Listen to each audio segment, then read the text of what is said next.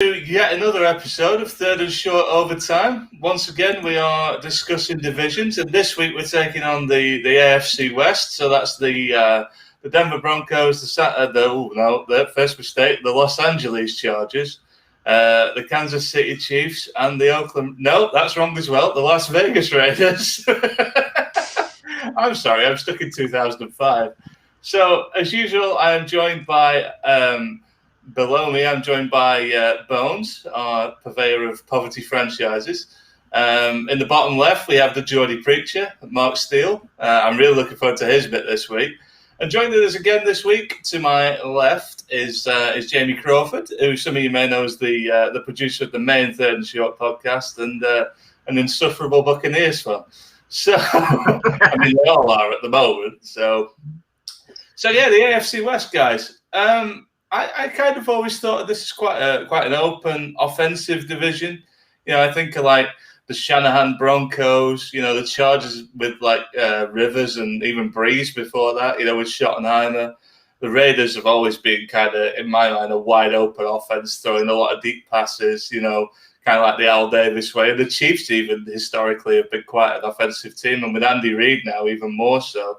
What do you guys think of when you think of the AFC West? Let's go to a guy that's got a team in the AFC West. No spoilers. Let's go to you, Mark. What do you think of when you think of the AFC West? I think of a team, or I think of a division that constantly, I think, pushes the offensive boundaries of NFL. Obviously, we've got Patrick Mahomes, who I think many would argue is at least raw talent-wise the most exciting quarterback in the NFL at this moment in time. And the rest of the division, in order to try and compete with Pat Mahomes, rather than try to slow him down, what they've tried to do is they've tried to build their rosters up, and they've tried to match them offensively, firepower for firepower.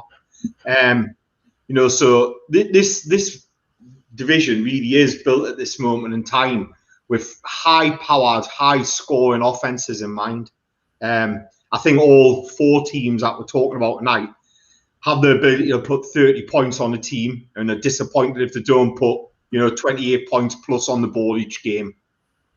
They've all got exciting, fast, electric talent, be it Ruggs, Tyreek Hill, Hamler, or Mike Williams. They've all got a fast, speed, deep receiver, I would say.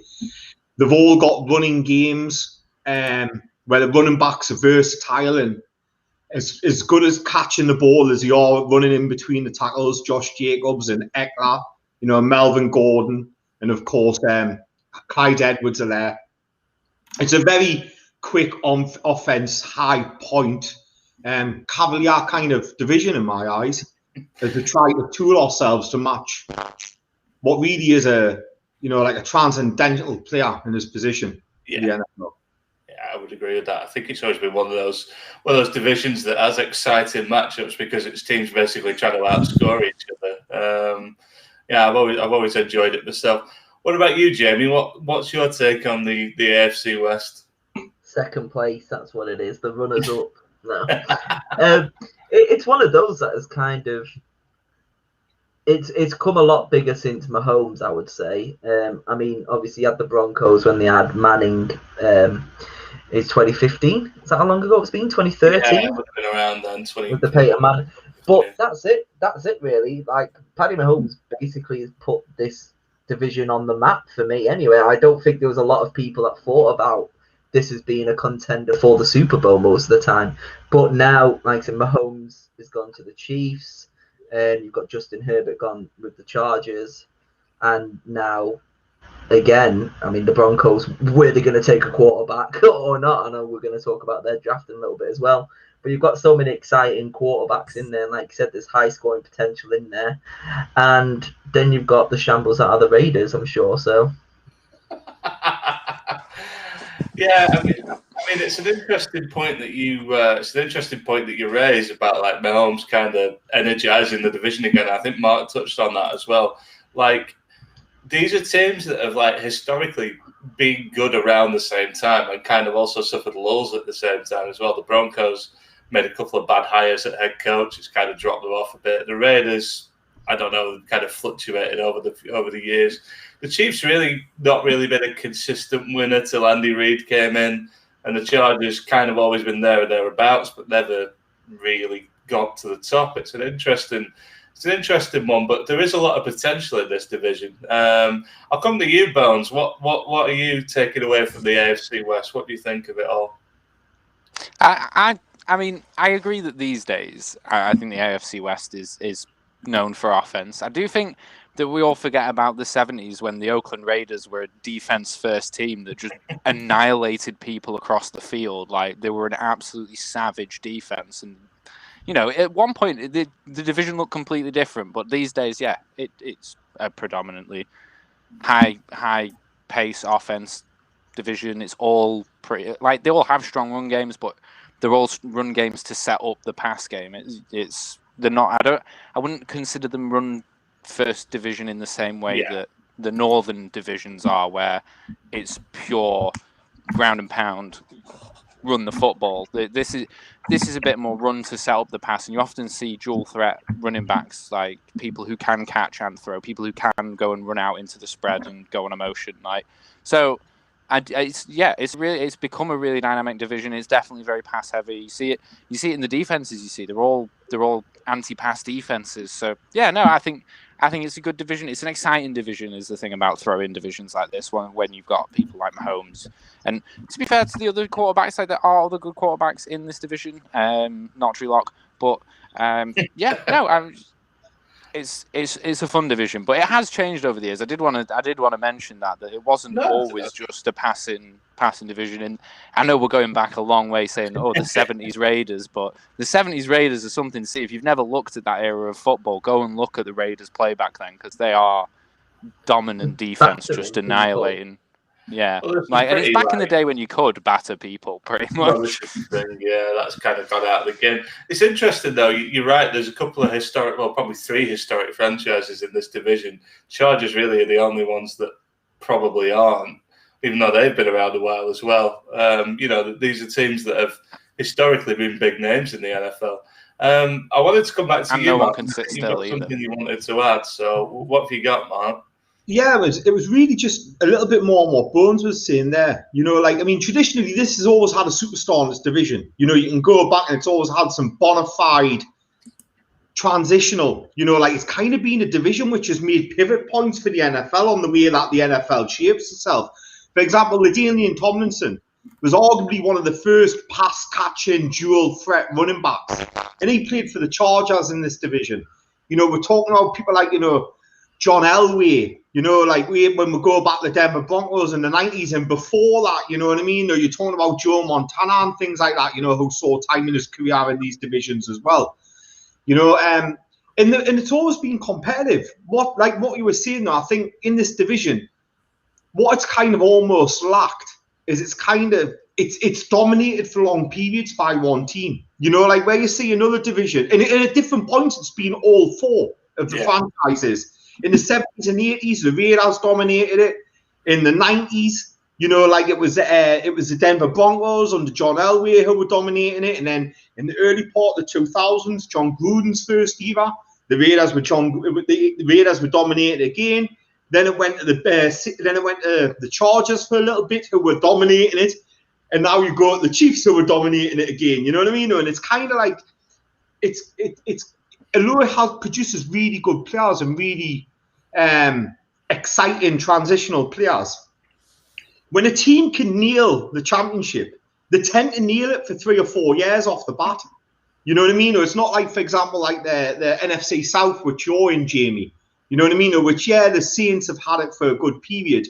But, each season you can go in and you can kind of go, the Bucks are in with a shot this year, or, it might be the Panthers who might come in with it. You were talking about the Super Bowls that your teams have, like your conferences produced. All 4 of them have, have been the Super Bowls. This division's not like that. It's kind of like if you're winning it, you're the best by streets ahead kind of thing. We don't, it's really, it is really a funny division. One thing I would stress as well, though, whilst there has been really vaunted for its offenses, this division, it's produced some fearsome pass rushers in the time. You know, like Howie Long, DeMarcus Ware, Von Miller. You know, you've got Bosa, you've had Melvin Ingram. You know, it's produced some phenomenal Derek Thomas. If anyone remember Derek Thomas, who used to play for Kansas City Chiefs back in the day? Really good story, bit of a tragic story. Died young in a car accident. But wow, what a pass rusher he was when I started watching the game. You know, he was like Ladalian. He was phenomenal. You know, he was like LT. You know, like over in New York. You know, he was this fearsome pass rusher. And it's produced some really good pass rushing tandems as well. You know what I mean? And I think all of these teams at the moment have got a good pass rush tandem on them. You know what I mean? Obviously at the Broncos you've got Von Miller and Chubb. At the Raiders you've got Yannick Ngakoue and Crosby. You know, the Chiefs have got Frank Clark, and you know, like they've got good defensive tackles as well, like Chris Jones and stuff like that. You know, it's got. And obviously in LA you've got Bosa, and you did have Ingram recently as well, you know. So you've got it's kind of like throw the ball, get the passer. It's kind of like what it is. Like that's what it's doing. Can you get the passer, and can you get a sack, and can you throw the ball, and can you be high powered? Yeah, it's an interesting one, isn't it? I think we've talked before about like the northern divisions being quite run heavy because of the conditions. I think possibly we see the opposite in the West, because obviously, with the possible exception of Denver, you know, it's kind of a lot of teams playing open air. You know, you're not getting the same sort of bad weather that you would in certain areas. I think and you're right about the one team dominating as well. I think it has always gone in eras. I think what we may discover tonight is that we're still in the Chiefs era, but I think there are still some potential challenges. You know, I think I'll lay my cards on the table early. I think there's 3 good teams in this division. It won't take a genius to work out which the bad one is. But we'll start our team by team breakdown, and we are going to go to Bones, and he's going to talk the Denver Broncos. So go on, what have you got for us, Bones? I think the Broncos is an interesting one because there's 2 ways to look at the Broncos draft, and there's one where they get a quarterback in the next part of free agency, the post June whatever free agency, when the contracts change and you can sign people in a different way, and because that's when they're rumored to be getting someone, if they're getting someone at all. And I think that's the biggest question mark on this team. If you look at their draft, if you take Drew Lock out of the equation and you look at their draft, I think their draft is really good. Like, you look at it in isolation as its own. What did they address needs? Yeah. Did they draft value where they drafted these needs? Yeah. Like, did they get better? Yeah. Like, there's a lot of good things about this Denver Broncos draft, but the big question mark still comes back to Drew Lock. Drew Lock was not a good quarterback last year. Drew Lock was one of the most inconsistent quarterbacks in the league last year. One of the most responsible for missed passes to, you know, I'm a big fan of Jerry Jeudy. I thought Jerry Jeudy was a really, really good receiver coming out of college, and I was really excited to see him. He was a crisp route runner. He did well in his college offense, and he came out and we didn't really hear anything about him all year because it turned out that Drew Lock can't throw a football to anybody in time or through a window, or, you know, any of the things where a NFL-ready QB needs to be able to throw a ball. It seems that Drew Lock didn't manage it. But then, like I said, they did get good picks in the draft. Like, ignoring the quarterback thing for now, Patrick Surtain II is an absolutely phenomenal cornerback. This guy is a lockdown corner. He had some insane pass completion rate in college beyond 20 yards. I think it was like 6 passes out of 35 were successful against this guy beyond 20 yards from the line of scrimmage or something. This guy is really like the best lockdown corner in the draft, and I'm sure there's a few people we know who will be quite happy at the fact that the Broncos took Surtain 1 pick before the Cowboys managed to take him, who were almost definitely going to take Patrick Surtain. I think we all had it. We either had Surtain or Horn going to the Cowboys, but I don't think any of us had Surtain going to the Broncos, especially not when Justin Fields fell right to number 9, and they could have taken Fields, and we were all of the belief that Broncos needed a quarterback, and they passed on Fields and went Surtain. So I mean, he's going to be a great player. He's going to be with them for a while. It's not a bad pick. It's just strange, I think, for a lot of Broncos fans. They're picking round 2. They moved up to get this guy, and I know this was one of Mark's guys that he mentioned, sort of towards the time the draft was about to start. Is Javonte Williams, who, yeah, I mean, after you mentioned him, I went and watched his tape that day and was like, wow, yeah, this guy's athleticism is really good. I think, did they not have much of a season last year because of COVID? I think something along those lines. But he had a great year, and obviously we saw the departure of Philip Lindsay, who tweeted some like laughing faces when they drafted Javonte Williams because apparently Philip Lindsay thinks he's good.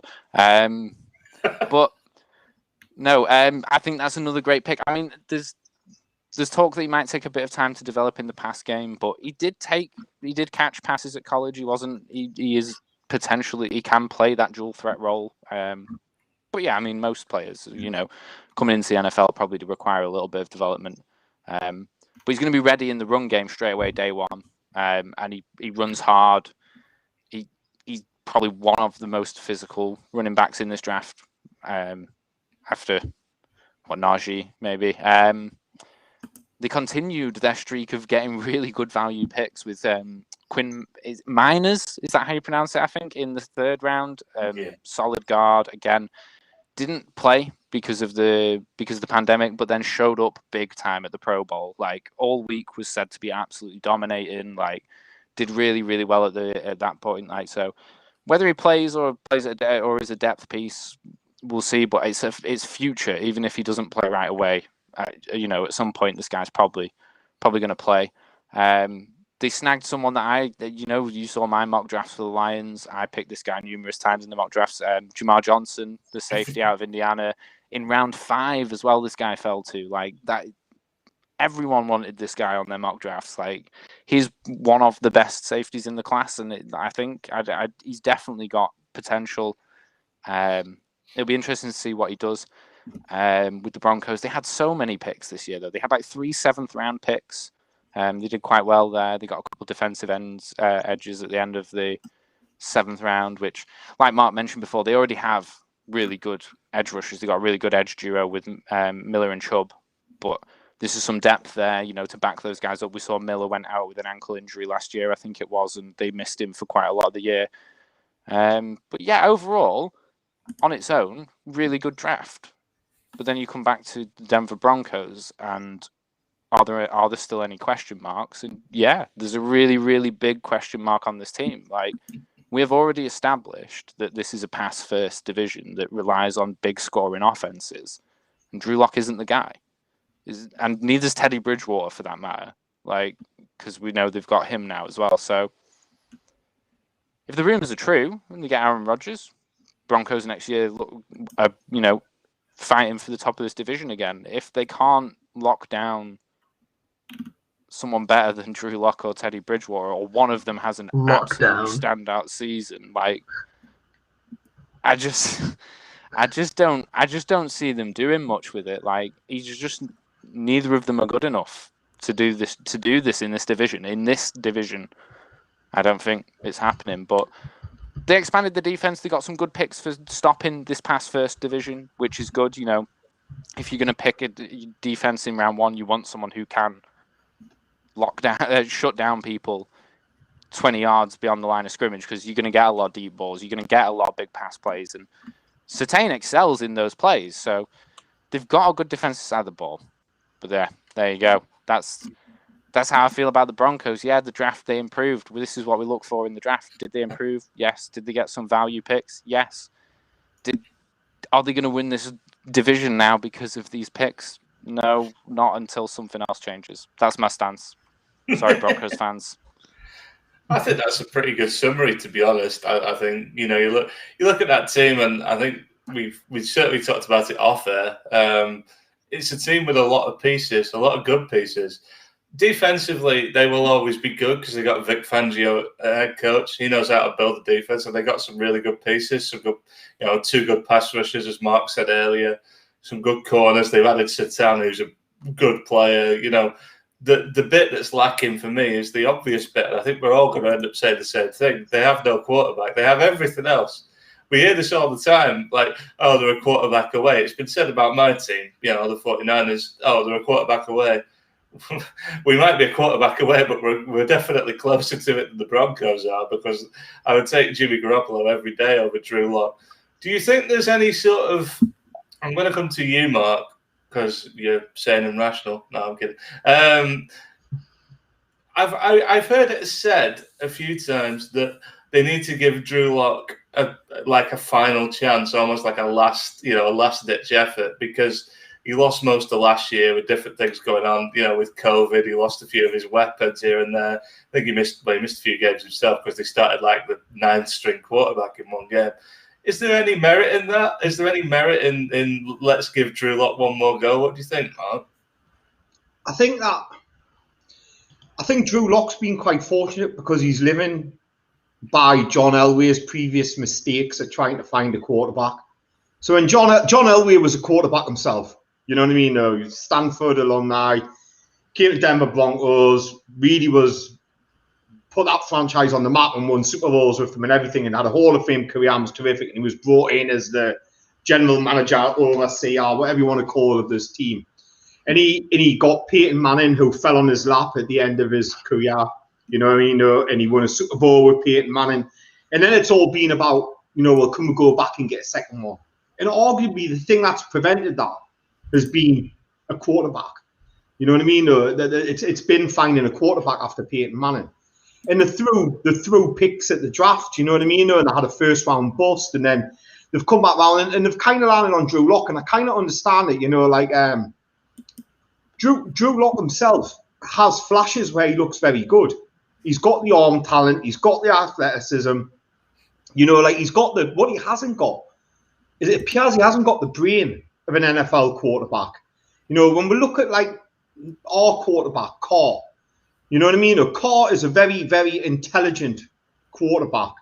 He's very careful with the ball, but often he doesn't put the ball where it can be intercepted. If you look at possible intercepted plays, Carr won't put many on the table. That's a fact, you know what I mean?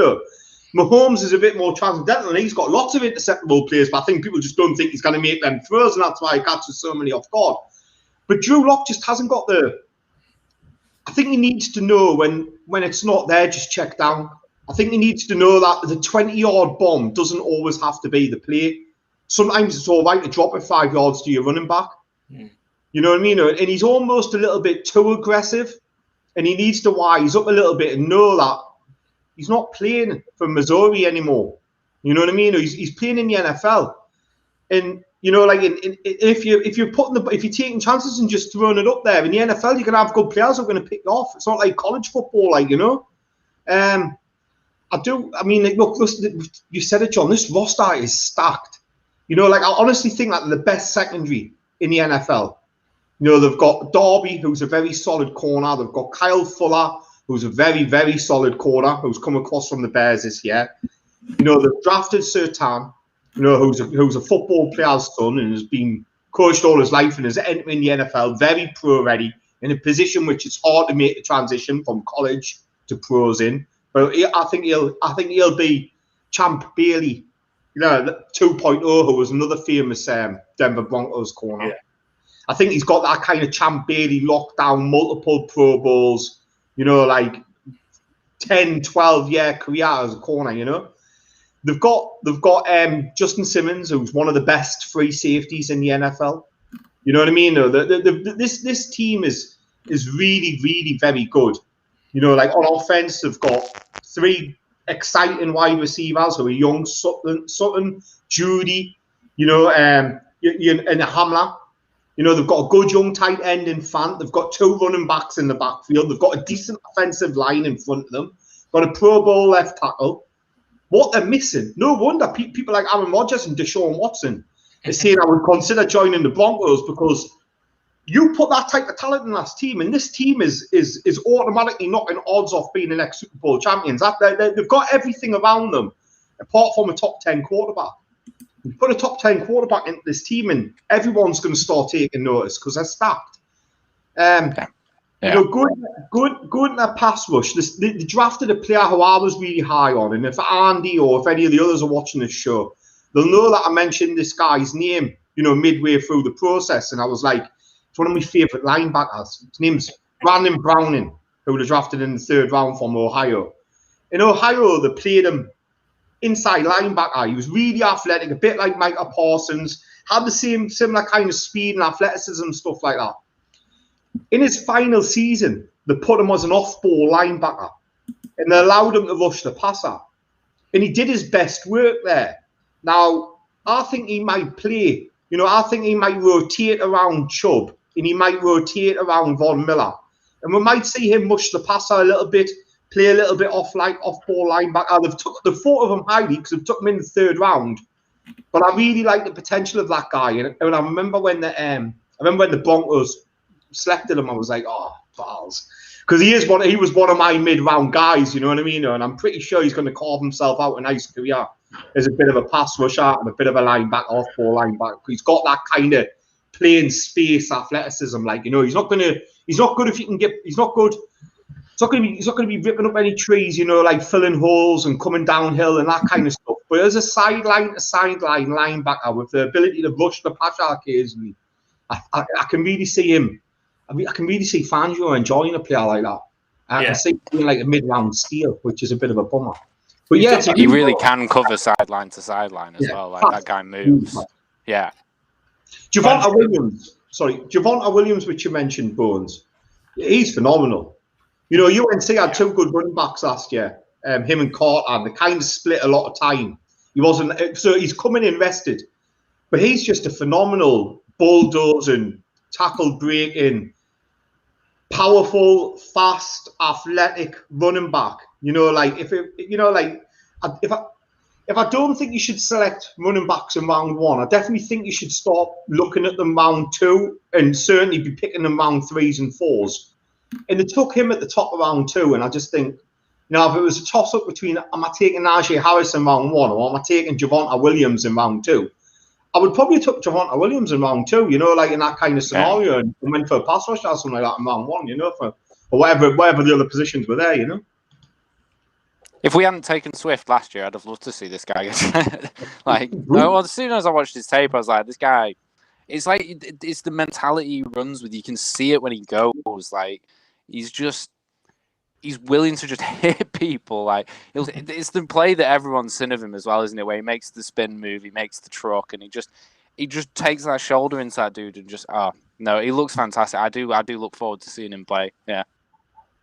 I think he's the kind of guy that if you're struggling at quarterback, you need those explosive playmakers to turn those like 5-yard passes into 15-yard passes. He strikes me as one of those type of guys. I think they've got a few of those, which is perhaps one reason why they feel a bit more comfortable with Locke. I got to say as well, and it doesn't get said a lot, at least I don't think it does. I know they replaced Elway this offseason. They moved him up and they brought in George Patton from the Vikings to basically run the draft and stuff. So maybe we'll see an improvement there. But Denver have had 2 goes in Elway's time at drafting a franchise quarterback, and they've come up with Paxton Lynch and Drew Lock. So I'm surprised the quarterback on the caliber of Elway can't recognize another quarterback, but I think a lot of it is he sees his own image and he tries to draft players around that. If you look at the guys he's either brought in or drafted, they've all been big, tall, kind of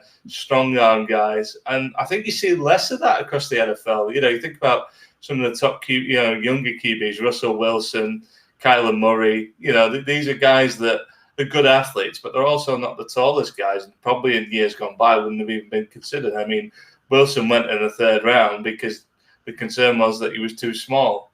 You know, I think Elway's still kind of a little bit stuck in that mindset. So they've kind of struggled to find that QB. If there's a franchise they remind me of up until probably like last season, and this is where I'm going to bring Jamie in, I think they've got elements of the Buccaneers about them. They've got a lot of weapons. They've got a very good defense, an excellent pass rush. Just a quarterback away from that Super Bowl. Yeah, exactly. I feel like they're a quarterback away. And I don't know what you think, Jamie, but I feel like there's a definite link there. It sort of occurred to me while it was going on, but yeah, I think there is a definite link there. What do you think of the Broncos? Yeah, so thought I'd just look through some stats as the stat kind of guy as I am. And you want to talk about comparisons. Drew Lock last year had 16 touchdowns, 15 interceptions. Who else does that remind you of? There you go. But again, he's only 2 years into the league. I mean, he could have a breakout moment. You don't know. Sometimes it just takes a little bit longer to adapt to the league. Sometimes you need a little bit of an eye surgery to help a little bit. But yeah, I mean, I think I was just looking at the sacks as well, because you said that they're basically like stacked around. Drew Lock was sacked 19 times last season, which is one of the least in the league. If you're looking at other starters, there's only Big Ben and Drew Brees that are pretty much behind them, and then you've got a few other people like who was it I was looking at? Jimmy G, but I don't think he started every game, and Ryan Fitzpatrick, who didn't start every game. So you're saying that the protection is there. If you've got somebody that can make these throws, make these plays, they could be very dangerous. I know. So if they do get Aaron Rodgers, for example, I know it's not gonna work for the way, because AFC, as we've always said several times, is the more of the younger, the hotter, the quicker, the faster players, and the NFC is more like the old guard, the old style quarterback. So I don't know how Aaron would fit into the AFC West, but I'd probably see more of maybe a Russell Wilson in there. Could you imagine what they'll be then? If only Jordan was here. As more of a scrambler, like most of these younger quarterbacks are, I think Russell Wilson would be a sublime fit within the Denver Broncos. Whether he's going to leave the Seahawks, I doubt it. But as good as Aaron Rodgers would be, I mean, to be fair, he did lead the league in passing, didn't he? So, yeah. He's current MVP as well. Yeah, I mean, any team would basically improve by taking Aaron Rodgers, I'd say. I mean, there's very few teams that would be like, no, we don't want him. So, looking at, like I said, the Buccaneers, I mean, we took Brady, who's the oldest quarterback. Granted, he is the GOAT. Obviously, I'm going to say that. But he was anyway.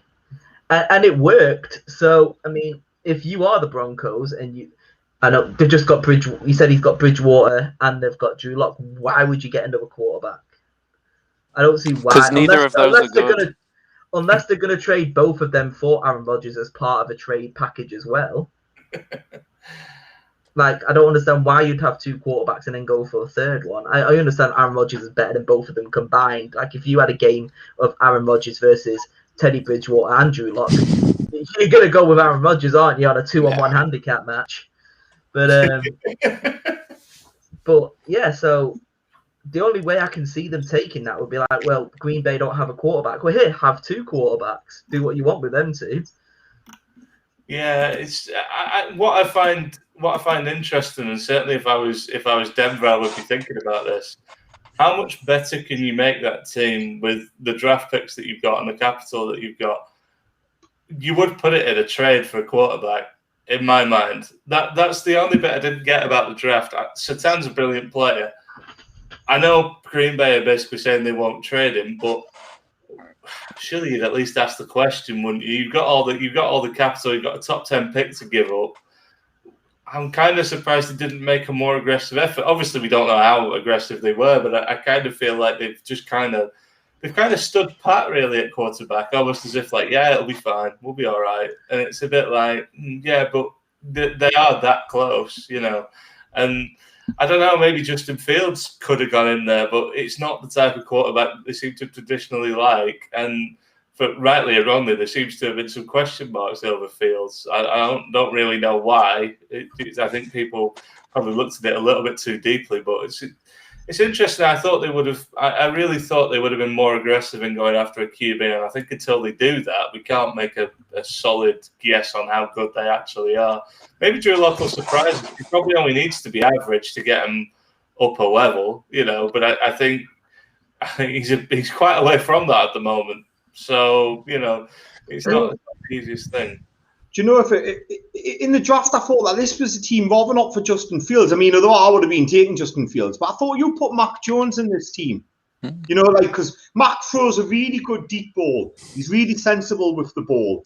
You know, he's a more of a point guard kind of, NFL quarterback where he'll just put it where it needs to be on time at the right time. And that's really all this offense needs. Teddy Bridgewater hasn't got the arm or the mentality. Drew Lock hasn't got the brain, although he's got some of the talent. Mac Jones would have been a nice little mixture of what they wanted, where somebody who can put the ball where it's meant to be put on time and out of harm's way. And he has a really good deep ball if needed, even though he hasn't got the biggest arm strength. Arm strength's really overrated in the NFL. People talk about these quarterbacks who can hurl the ball 60 or 70 yards at velocity and stuff like that. But deep passes and stuff like that, the passes which win in the NFL game are them intermediate passes. Those passes which are between 15 and 30 yards. You know what I mean? Unless you're Mahomes, and you're launching it downfield and you've got Tyreek Hill underneath it. You know what I mean? Or Travis Kelce knocking off double coverage with his strength and going up and snagging it. What made Josh Allen good this year at the Bills wasn't the fact that he was connecting with deep balls, was the fact he was hitting Stephon Diggs regularly, intermediately. And it's not, and people go on about arm talent and people who can launch the ball and all that stuff. Really, it's the intermediate passer who you want. It's the one who can be accurate at 15 to 30 yards. And that's what Mac Jones could have been for this team. And really, we'll all say Fields, and I'll add Fields higher. But this could have been a team which Mac Jones could have went into, and I think they would have got better instantly because he just would do what he was told, and that's what Drew Lock doesn't do. Teddy Bridgewater's got a bit of fear about this game, whereas Mac Jones would just do what they want him to do. Drew Lock has got the talent this year against. I think it was the Panthers. He scored 4 touchdowns. He threw 4 touchdowns in a game, but then he can come back. You know what I mean? Though, and you can look some of his games, like against us. The Real has the first game where he threw 4 interceptions, and you're like, that's what it is with Drew Lock. It's either famine or feast. Yeah. In a position where if you're famine, you're not gonna fucking have a winning record as a franchise. Your quarterback can't be famine or feast. He's got to be consistent. You know what I mean? Yeah. I find it odd that Elway's so... Sorry, Bones, go on. I was just going to say, I think he suffers from a similar problem to we mentioned with Goff when we talked about the Lions, where when he doesn't have a clear, very open window to throw to, he makes the wrong read almost every time. He'll just go deep if he hasn't got the window. Yeah, he just doesn't. Yeah, and it's 9 times out of 10, like you say, those aren't the ones winning games. Those are the easiest to intercept throws. Those are the easiest ones to get batted out the way. Like, it's just the wrong reads every time. And like you say, Mac Jones would have been a good slot in because he, by all accounts, is a very intelligent football player, and that is what made him good in that Bama offense. Is he could turn around from that play action, read the defense, know where the ball needed to go, and make the throw like as soon as it needed to be done. And Drew Lock doesn't have. Like you say, he doesn't have that processing ability. He doesn't seem to have that quick read. There's what that is. There's what that is. Bam, ball gone.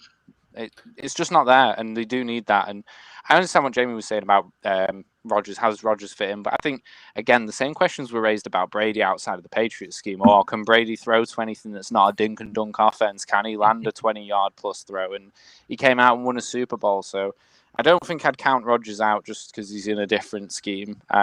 But there's still the rumor out there they could get Deshaun as well. Like, all these rumors are still out there, especially as post-June whatever trades where the contracts change and the obligation is different on how much you have to pay a player and stuff like that. So I'm not saying it's not going to happen at this point, but unless this move that we've all been talking about, either Rodgers or Deshaun happens, I think they're going to struggle. Yeah, I've always found it interesting that Elway seems to be so into these big, tall, strong-arm guys because his big success, although he does have some of that profile to him, his biggest successes were in Mike Shanahan's offense, running the West Coast offense, which is all timing routes, relatively short and intermediate stuff. So I'm always a bit confused that he seems to be drafted for like a 1980s NFL offense. I don't really get it, but I think we've covered the Broncos quite well. We think they're a good team, just no QB. So we'll move on. We'll move on to possibly the opposite team. It's my turn to step up and talk about the Los Angeles Chargers. Fans anyway, John. So I keep mispronouncing the name. Like, yeah, I've probably only offended 15,000 people as opposed to 75,000, so it could be worse, I suppose. The Chargers. I asked for this team, and I think a large part of that reason, you have to start. We've just spent the best part of half an hour talking about no QB at Denver. Well, the Chargers are kind of the opposite to that. Justin Herbert was fantastic last season. I am really excited to see what he can do moving forward. The Chargers are an interesting team. They've always had a good to great QB, it feels like, and now they're dropping Herbert in there. And it'd be interesting to see how that develops. There's some interesting stuff going on with the rest of the team, which I'll cover in a sec. But I think the first thing you have to be optimistic about, and the thing that most NFL teams have trouble finding, is that franchise quarterback. And I think the Chargers may have theirs. So I'm pretty optimistic about that side of the Chargers.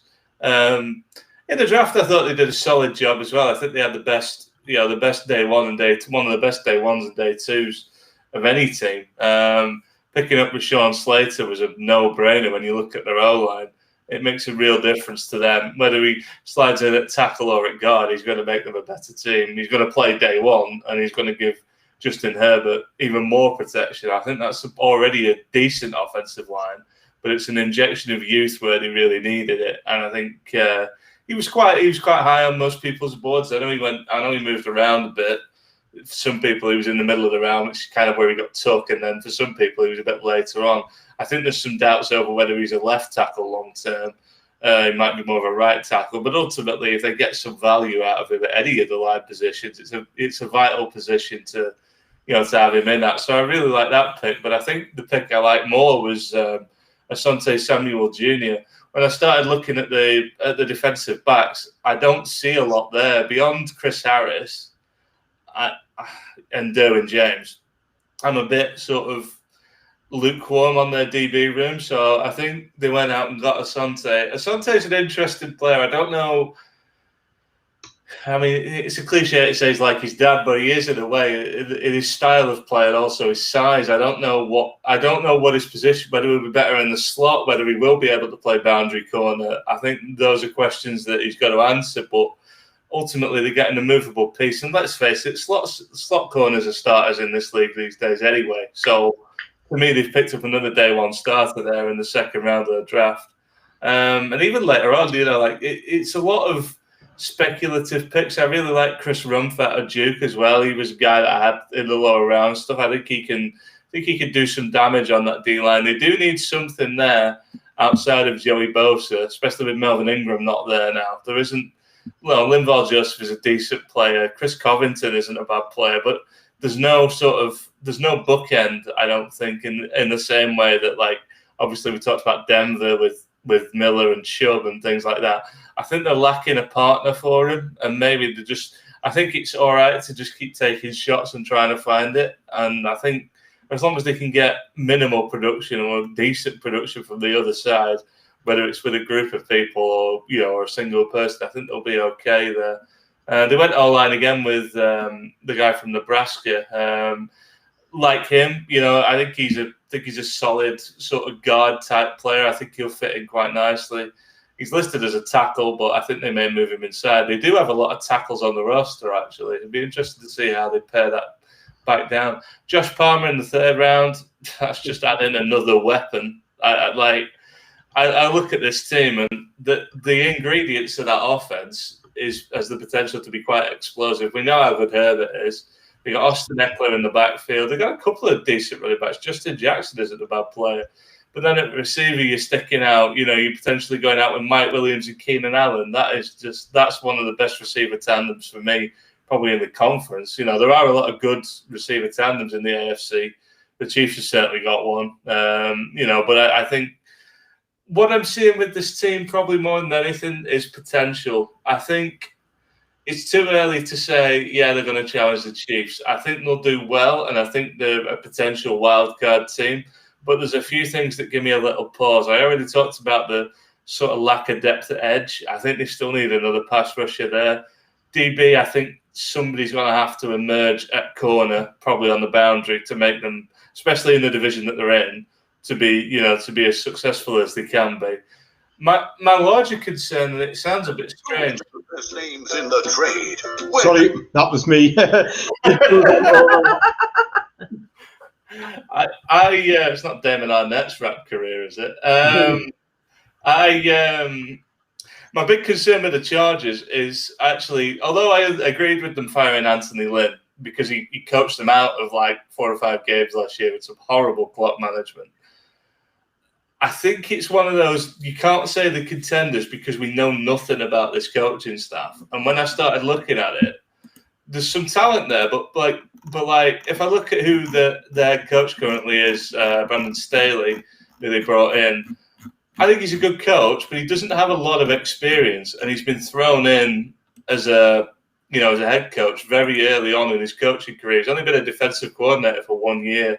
I'm always a little bit wary when somebody's coming up that quickly, unless they're an absolute prodigy. But it doesn't feel that way. I can sort of see why they've gone for him, but I worry that they've looked at that LA Rams defense and gone, well, look how good they were with him as a coordinator. But to be honest, I feel like anyone could coordinate that defense and they'd be pretty good, especially with that D-line. So I'm a little bit skeptical on the hire. I think they had to settle for somebody as well. I think they wanted Arthur Smith, honestly, and didn't get him. And I think he was, he's probably a solid second, but I wasn't necessarily sold on him as a candidate. I was actually surprised when he got the job. He felt like one of those guys that would get an interview because he had a good year, but most teams will consider it a year too early. So I'm a bit 50-50 on that. Listen, you can never tell until they actually start coaching again. That's the key thing to remember. We can't say for definite how good or bad they're going to be. And to be honest, his clock management can't be as bad as Anthony Lynn's. So, it can't be that bad, can it? We'll see how it goes. But my further concern was developing Herbert further. Staley is a defensive-minded coach. My concern there really is your offensive coaching staff in that scenario has to be really, really strong. And I look at it and I'm not blown away. Joe Lombardi, which is a name you might know, Bones, he was your OC a couple of years ago.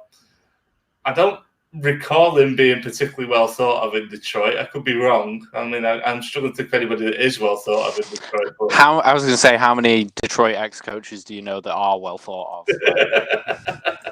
But Lombardi's been around the league. He's been at the Saints for, other than his stint at the Lions, he's been a quarterback's coach at the Saints for, it looks like, basically a decade. I know he's part of that Sean Payton tree, and I was quite effusive in my praise of Sean Payton last week, but I do wonder about that. I do wonder if he can get...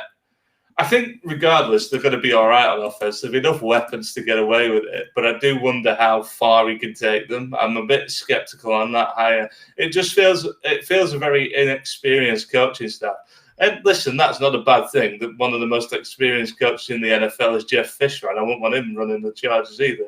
But I just, if they're going to be contenders, I don't think it's going to be this year. I think they'll take a step forward, and I think they might actually upset the apple cart in a few of the division games. But I'm not overly wowed by them at the moment. It'll be interesting to see how it all shakes out. I think if they make a hot start, I think they'll be okay. But right now, I think they're probably a year away from being genuine division contenders. But I do feel like they're set up to potentially take that division over. Obviously, while Mahomes is there, it's going to be difficult. But I think it could lead to some interesting battles in a couple of years because they aren't far away either.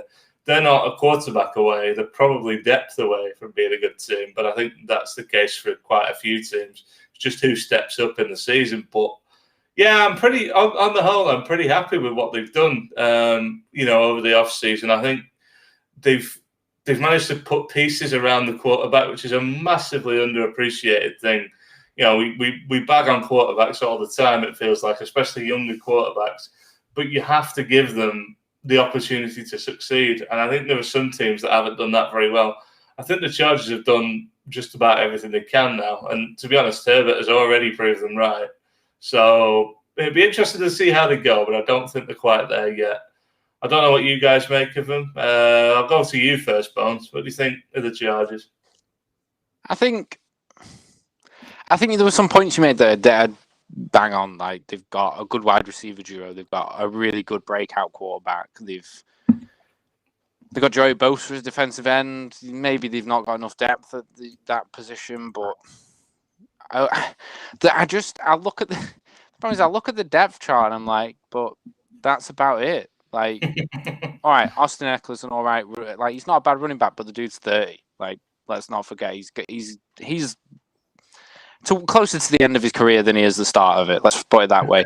Justin Jackson, the young backup running back, has not had any standout performances as a player. Like I was looking at it before he finished 2019 with 29 carries for 200 yards. He went out into injured reserve in week 9 last year. His first year on the team, he barely played. He had an all right year, but he's not been a big splash. And again, tight end Jared Cook.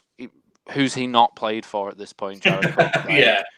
I mean, none of these players, like at the other skill positions, are screaming like this is an amazing player. When I read through them, like I think Asante Samuel Jr. as a defensive skill position is going to be a great pickup, and I think it won't be long before he's probably starting in that defense. Like I think, yeah, like you say, they've got a couple of good wide receivers, but that's about it. They did dedicate a lot of draft capital this year to the offensive line, didn't they, as well, which is always good to see, especially when you got, like you say, that young quarterback who's just had a great year. Invest some capital into bringing in the offensive line, keep that stocked up because you're going to need it. Like, but yeah, outside of that, I look at the team and I don't know. There's some good players here. Don't get me wrong. I'm not saying they're all bad, but like there's some that I just don't. There's nothing there. There is no tight end. Like the running backs are okay. Yeah. Oh, and they've got Chase Daniel as a backup, who's backup quarterback who came from Detroit. Yeah. I think you're right. I think if Justin Herbert goes down, what have they got? Two good wide receivers, right. And that's it. To quote that old statement from, I think it was when Manning was at the Colts, and somebody asked the offensive coordinator, "What do you do if Manning gets injured?" And he says, if Manning goes down, we're fucked, and we don't practice fucked. So I think that's probably the Chargers' view on it as well. It's kind of like he is the franchise now. They're going to go with him moving. But I agree. I think there is a lack of depth. There's no standout players as such, apart from Bosa probably, and the receivers. I think it will take. But then again, they weren't bad last year, even with roughly the same roster. If you think coaching is responsible for them losing 3-4 games, if they can get a net gain there, they might do better this year. I think the only thing is, I don't think when it comes down to it, we've said this a few times on the podcast now, the divisions are decided by the interdivision games. And I think in my mind, they're potentially second in this division. In order to become first in this division, they would have to beat the Chiefs twice. And I'm not seeing that in this team right now. They're not quite there. Mark, I know you were a fan of Asante Samuels. Is there anything else you like about the Chargers apart from Herbert, obviously? Yeah, I like this team. This gives me a little bit of an advantage, obviously, talking about the team who was in my division, because obviously you were talking about what have they got behind Joey Bosa. And they moved off Melvin Ingram this year. And one of the reasons why they moved off Melvin Ingram is because they got a guy called Uchenna Nwosu. Now, Uchenna Nwosu had a very solid PFF grade. That's why that video came up, because I was loading it up. And of course, I had a video overlay for an advert. I hate it when that happens when you look on websites, and like a video pops up trying to sell tinned beans or something like that. But his PFF pass grade was over 70, which is good. You know what I mean? He had 5 sacks in the season as a spot player, like as a relief pass rusher, I suppose. And they've obviously looked at that and thought, well, they've seen enough in him to let Melvin Ingram go and think, let's put him in a starting role. I think they drafted him in the second round out of USC at the time or something like that. So he was well thought of, and they've got him there ready to come in, and they want to see him in a more prominent role. But he got 5 sacks last year as a spot player and graded out well on PFF. The player who I did like the pickup of, obviously Slater was complete all 5 positions. I'm not going to look at him. But I'm going to talk about Josh Palmer. Josh Palmer was a very good wide receiver at Tennessee. Problem with Tennessee is they had nobody who could get him the ball. They had nobody who could get the ball to him and make use of his skill set. You know, his average depth of target was one of the highest in the country. It was over 16 yards, you know, but they just didn't have a quarterback who could make use of his skill set. But he graded out very well against Patrick Surtain, you know, like who we've just been talking about. He was one of those wide receivers who actually did well against Surtain and scored a touchdown on him and looked really good.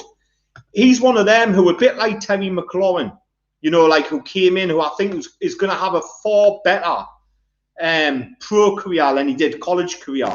I'm not going to say he's going to do a year one, but he's a really interesting tool that they've got here. Like Keenan Allen is tremendous, perennially underrated. He's just brilliant. Mike Williams can be famine or feast. And I think if you put someone like and Jared Cook is very steady. He's a good player. You know, he does what he does and he's good in the red zone and he can keep the chains moving and that kind of stuff. But Josh Palmer has got the opportunity here, I suppose, to challenge Mike Williams for a spot. And I really thought that was a pretty excellent pickup, to be honest with you. Yeah. They've rebuilt their offensive line, is what they've done. And it seems like they do this all the time. They're constantly trying to have a look at the offensive line. You know, they did this before a few years back in the draft. You know, they've had Forrest Lamb, they've thrown picks at things and stuff like that.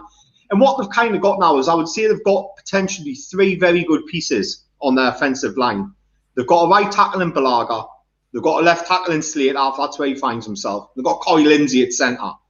So they've got a pivot and they've got 2 bookends, you know, if they fit and if they play. They're a little bit of an unknown quality at guard, but they have got an upgrade on the offensive line. Justin Herbert's just tremendous. You know, just tremendous. You know, he missed a game last season, so he only played 15 games last year, but he threw for over 4,300 yards, 31 touchdowns. He had an offensive line that was just crumbling around him, but yet he only threw for 10 interceptions. He run for a further 5 touchdowns. And he was Offensive Rookie of the Year. You know what I mean? The kid done so well, especially when you consider he lost his first 4 games. He lost his first 4 games, but they weren't on him. For example, they lost against New Orleans and the kids threw 4 touchdowns that game.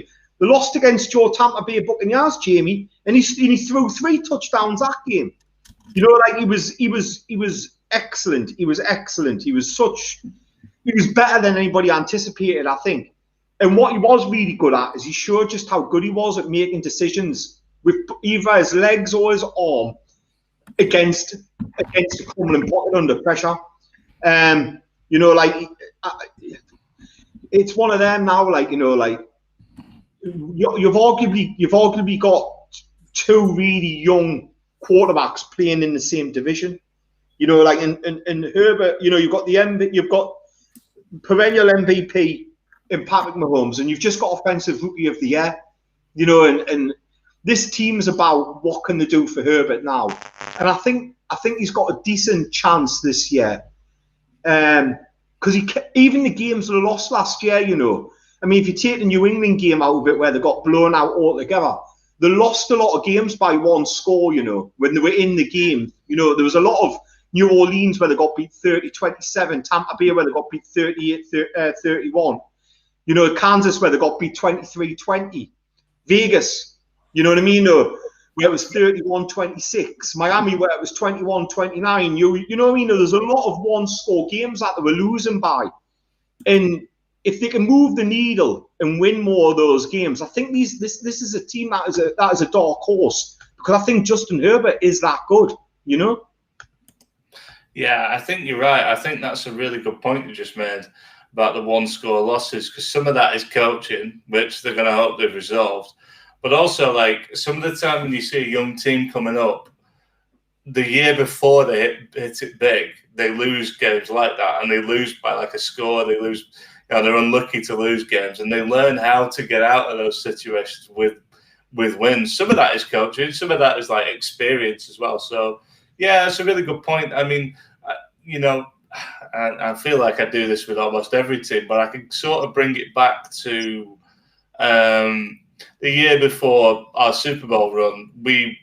didn't win many games, but we were in a lot of games. And you're sitting there thinking, if there was just a finisher on this team, just somebody that could get us over the line, we could really do something. The following year, we get Nick Bosa, and suddenly we look a different team. I think the Chargers are in that boat now, where it's kind of like, if a few players could just step up, get a little bit more experience, those losses turn into wins, and suddenly your record looks a lot better.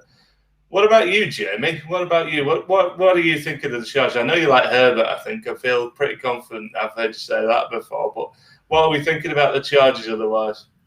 I was literally going to say half of the stuff that Mark said, like offensive rookie of the year, and some of those stats that he was talking about as well. He was one of the only ones that threw for over 4,000 yards. He was a top 6 quarterback in regards to yards, and he was 4th yards per game on average behind Brady, Mahomes, and Watson.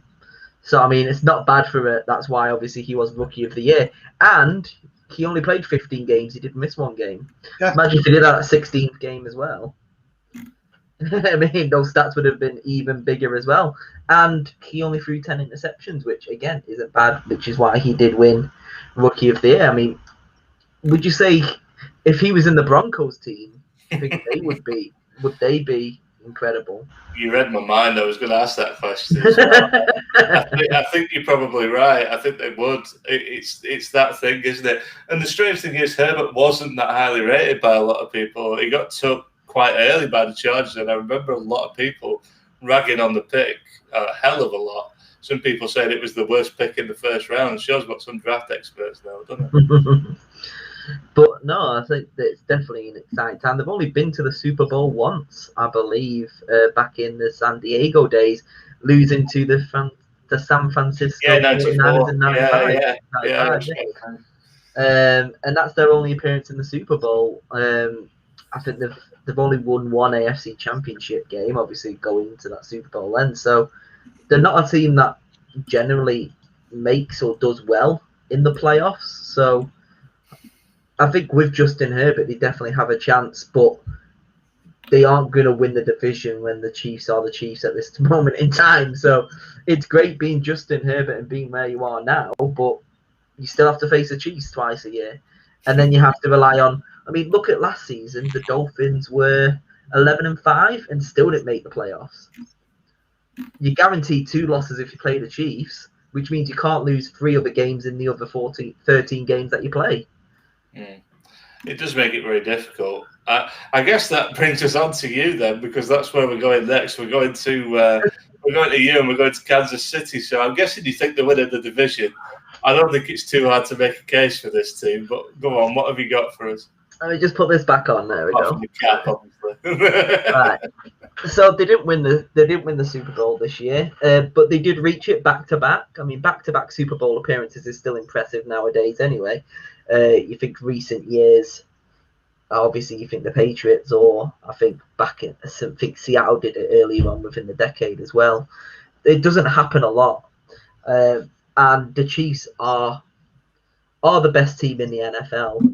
Like it's a fact. I mean, I would say the Buccaneers, but the Chiefs are phenomenal. I mean, they had the best record within the season. They lost 2 games.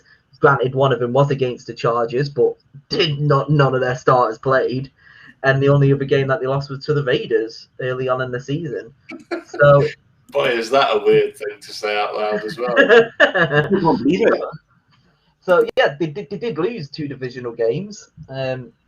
One against the Raiders to go like 4-1, and then the last game of the season against the Chargers. But it was a bit of a weird one because, like I said, Mahomes and the Chiefs got annihilated by the Bucs in the Super Bowl, and then decided to get rid of half of their O-line in the off season. Because of that, like I said, they got rid of who was it? I can't remember his name now. They got rid of Eric Fisher and Mitchell Schwartz. They got rid of. Yeah, and then they got in thingy from the Patriots. Joe Thuney. Pardon? They got in Orlando Brown from Baltimore and Joe Thuney, didn't they? Yeah, and Joe Thuney. And I was about to say, yeah, from the Ravens as well, because they traded their draft pick away from it as well. They only had 6 picks this draft. 6 picks across the whole of the draft. And again, they do have a stacked team, and they have done pretty good in the free agency. But if we're looking at the draft of who they picked up, they got Nick Bolton from Missouri in the 2nd round. They got Creed Humphrey also in the 2nd round. And then Joshua Kendo, Noah Gray, Cornell Powell, and Trey Smith. No 7th round pick, no 3rd round pick. So they traded a lot away their picks, maybe for the draft for free agency capital or whatever. But their team is stacked. I mean, Patrick Mahomes, you know what he can do with the ball, and he's young. He's there for 10 years. He signed a 10-year contract, didn't he? So, he ain't going anywhere. The only thing I'm hopeful for everybody else in this division is the way that the Buccaneers played against the Chiefs.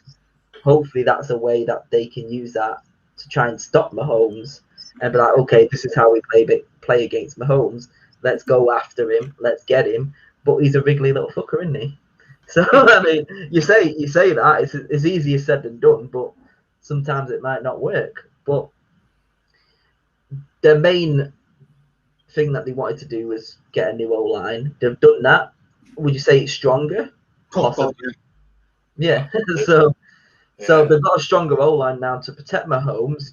You give Mahomes more time on the ball, that's only going to be a very dangerous thing in the NFL. Like I said, they lost 2 games last season. One of them was a throwaway game. Could I possibly see them going 16-0? 17-0, sorry. There is a 17th game. I could possibly see them doing that because they are a ridiculous team. And the only reason they lost their games, one was a throwaway, and I think the Raiders one, I can't remember. I know Mark would probably remember that one very, very dearly. But I think the Chiefs are the best team in the NFL. But you didn't hear that from me. It's a frightening one for me, honestly, with the Chiefs. They've been to one Super Bowl and won it. They've been to another Super Bowl and basically were blitzed out of it by the defense. But knowing that, they've kind of turned tail and gone, right, here's our weakness. That's where we're going to spend the money. They get another team that's taking advantage of this elastic salary cap that most teams seem capable of finding. And somehow have found the money to pay Orlando Brown, Joe Tooney, and a few others, and keep most of their pieces in the process. I don't see a weakness on this team. I really, really don't. I think they have one of the best off seasons of teams in the NFL. It's a scary thought. Mark, I know you were pretty big on their off season and certainly their draft. Are you seeing any weaknesses on this Chiefs team at all? Well, I mean, they lost Sammy Watkins. And I know he didn't have the statistics to put up there, but he was a very solid number 2 to Tyreek Hill. And it's really like, how can Mecole Hardman step into that role? But God, talk about speed in your 2 wide receiver positions. You got Hill, who's a cheetah, and you got Hardman, it must be a Jaguar if that's the case. They're fast. I love what they did on their offensive line. They saw what happened at the Super Bowl, and they went, right, okay, we need to get better on the offensive line. They traded for Orlando Brown, who had a really good season in Baltimore at left tackle when Staley went down and was doing really well at right tackle previous to that. They made him their starting left tackle. They went out and they got Joe Tooney in free agency. Kyle Long come back from retirement. Mike Remaz is the very definition of solid and average, but that's all you need in a right tackle position. And they went and drafted Creed Humphrey, who for many was the most pro-ready centre in the draft. Who came out of Oklahoma. So their offensive line is going to be new, but on paper and on all intents and purposes, it looks really good. They've got Travis Kelce, who's many people would argue the best tight end in the NFL. I think both my group of fans and your group of fans, John, would argue against that. But Travis Kelce was brilliant, put up wide receiver statistics at tight end. Their defense, they've got Chris Jones, who's really very, very, very good. If it wasn't for Aaron Donald, we'd be talking about Chris Jones as being the best defensive tackle in the NFL. They went and got Jaron Reed from Jordan's team, Seattle, to put alongside him. They've got Frank Clark, who just got arrested in his Lambo with an Uzi, oddly, but seems to turn it on. when games matter most, which is in the playoffs. So he has been a bit disappointing there, if truth be told. They've got two good corners in Ward and Sneed. They've got Tyron Matthew at the back, you know what I mean? They've got Joanne Thornhill.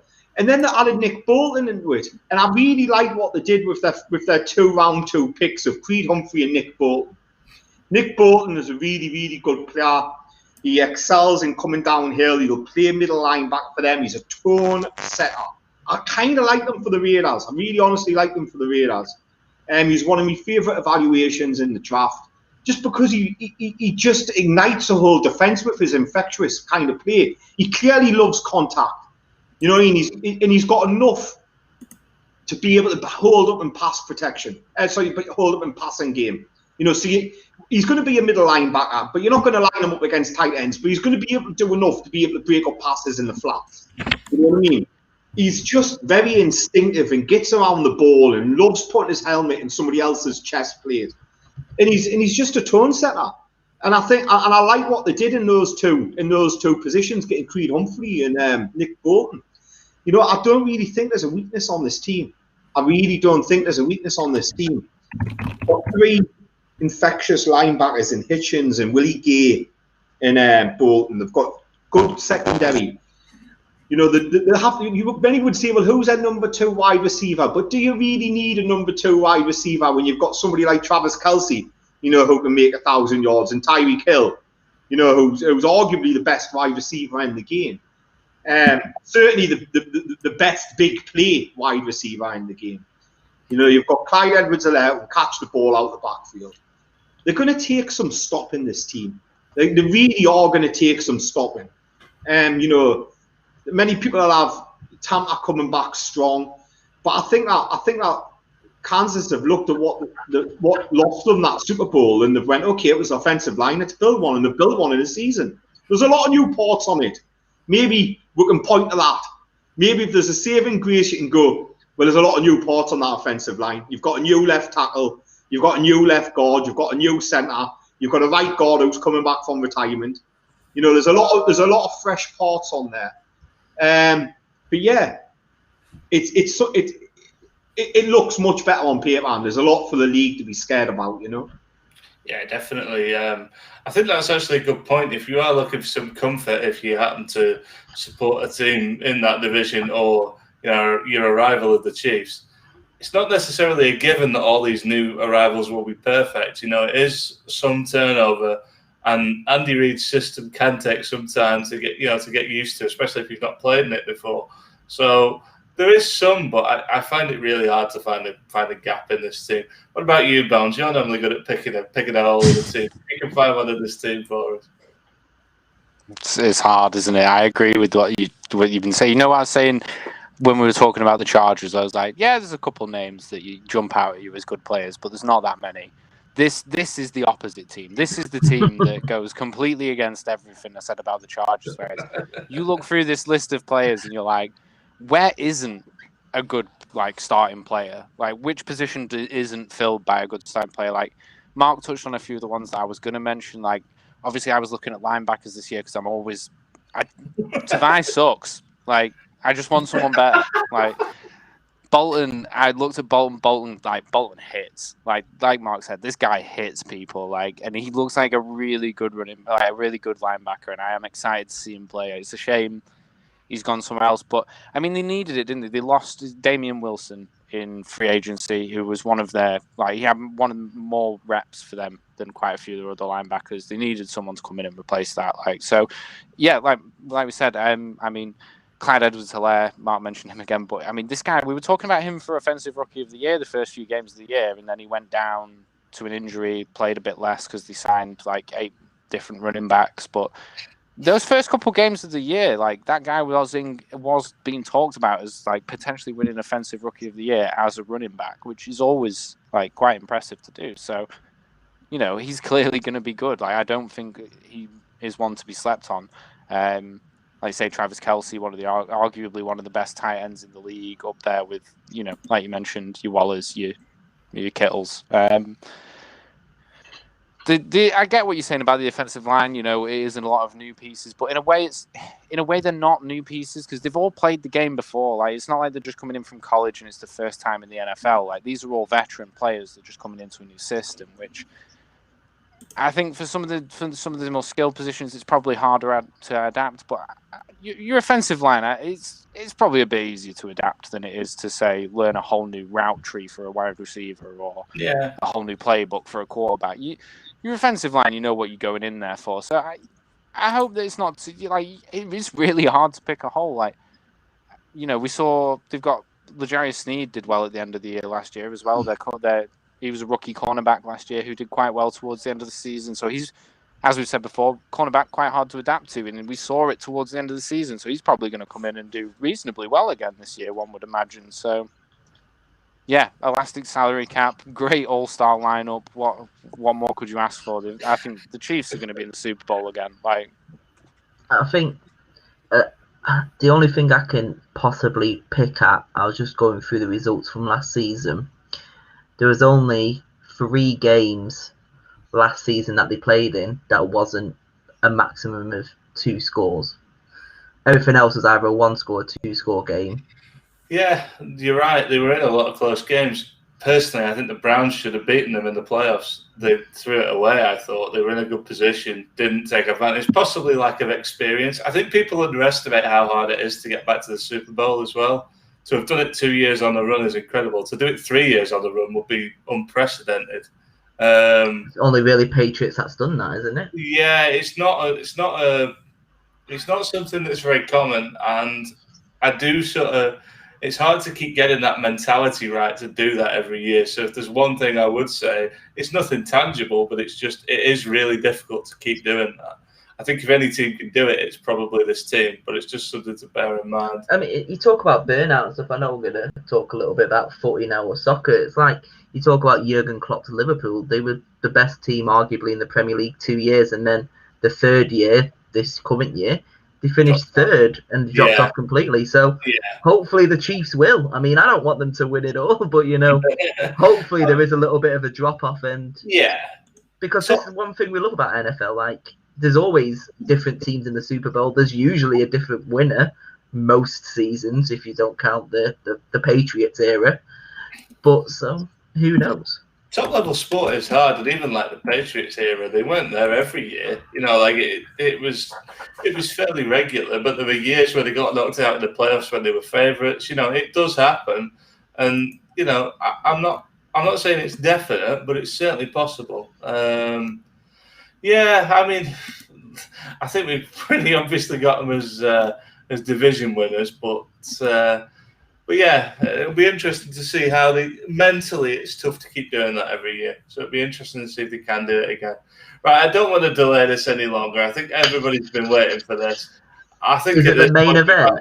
We might as well all turn our cameras off. And yeah, it's now time for the Royal Rumble. But let's get ready to. But that's trademarked, so don't say the rest of it.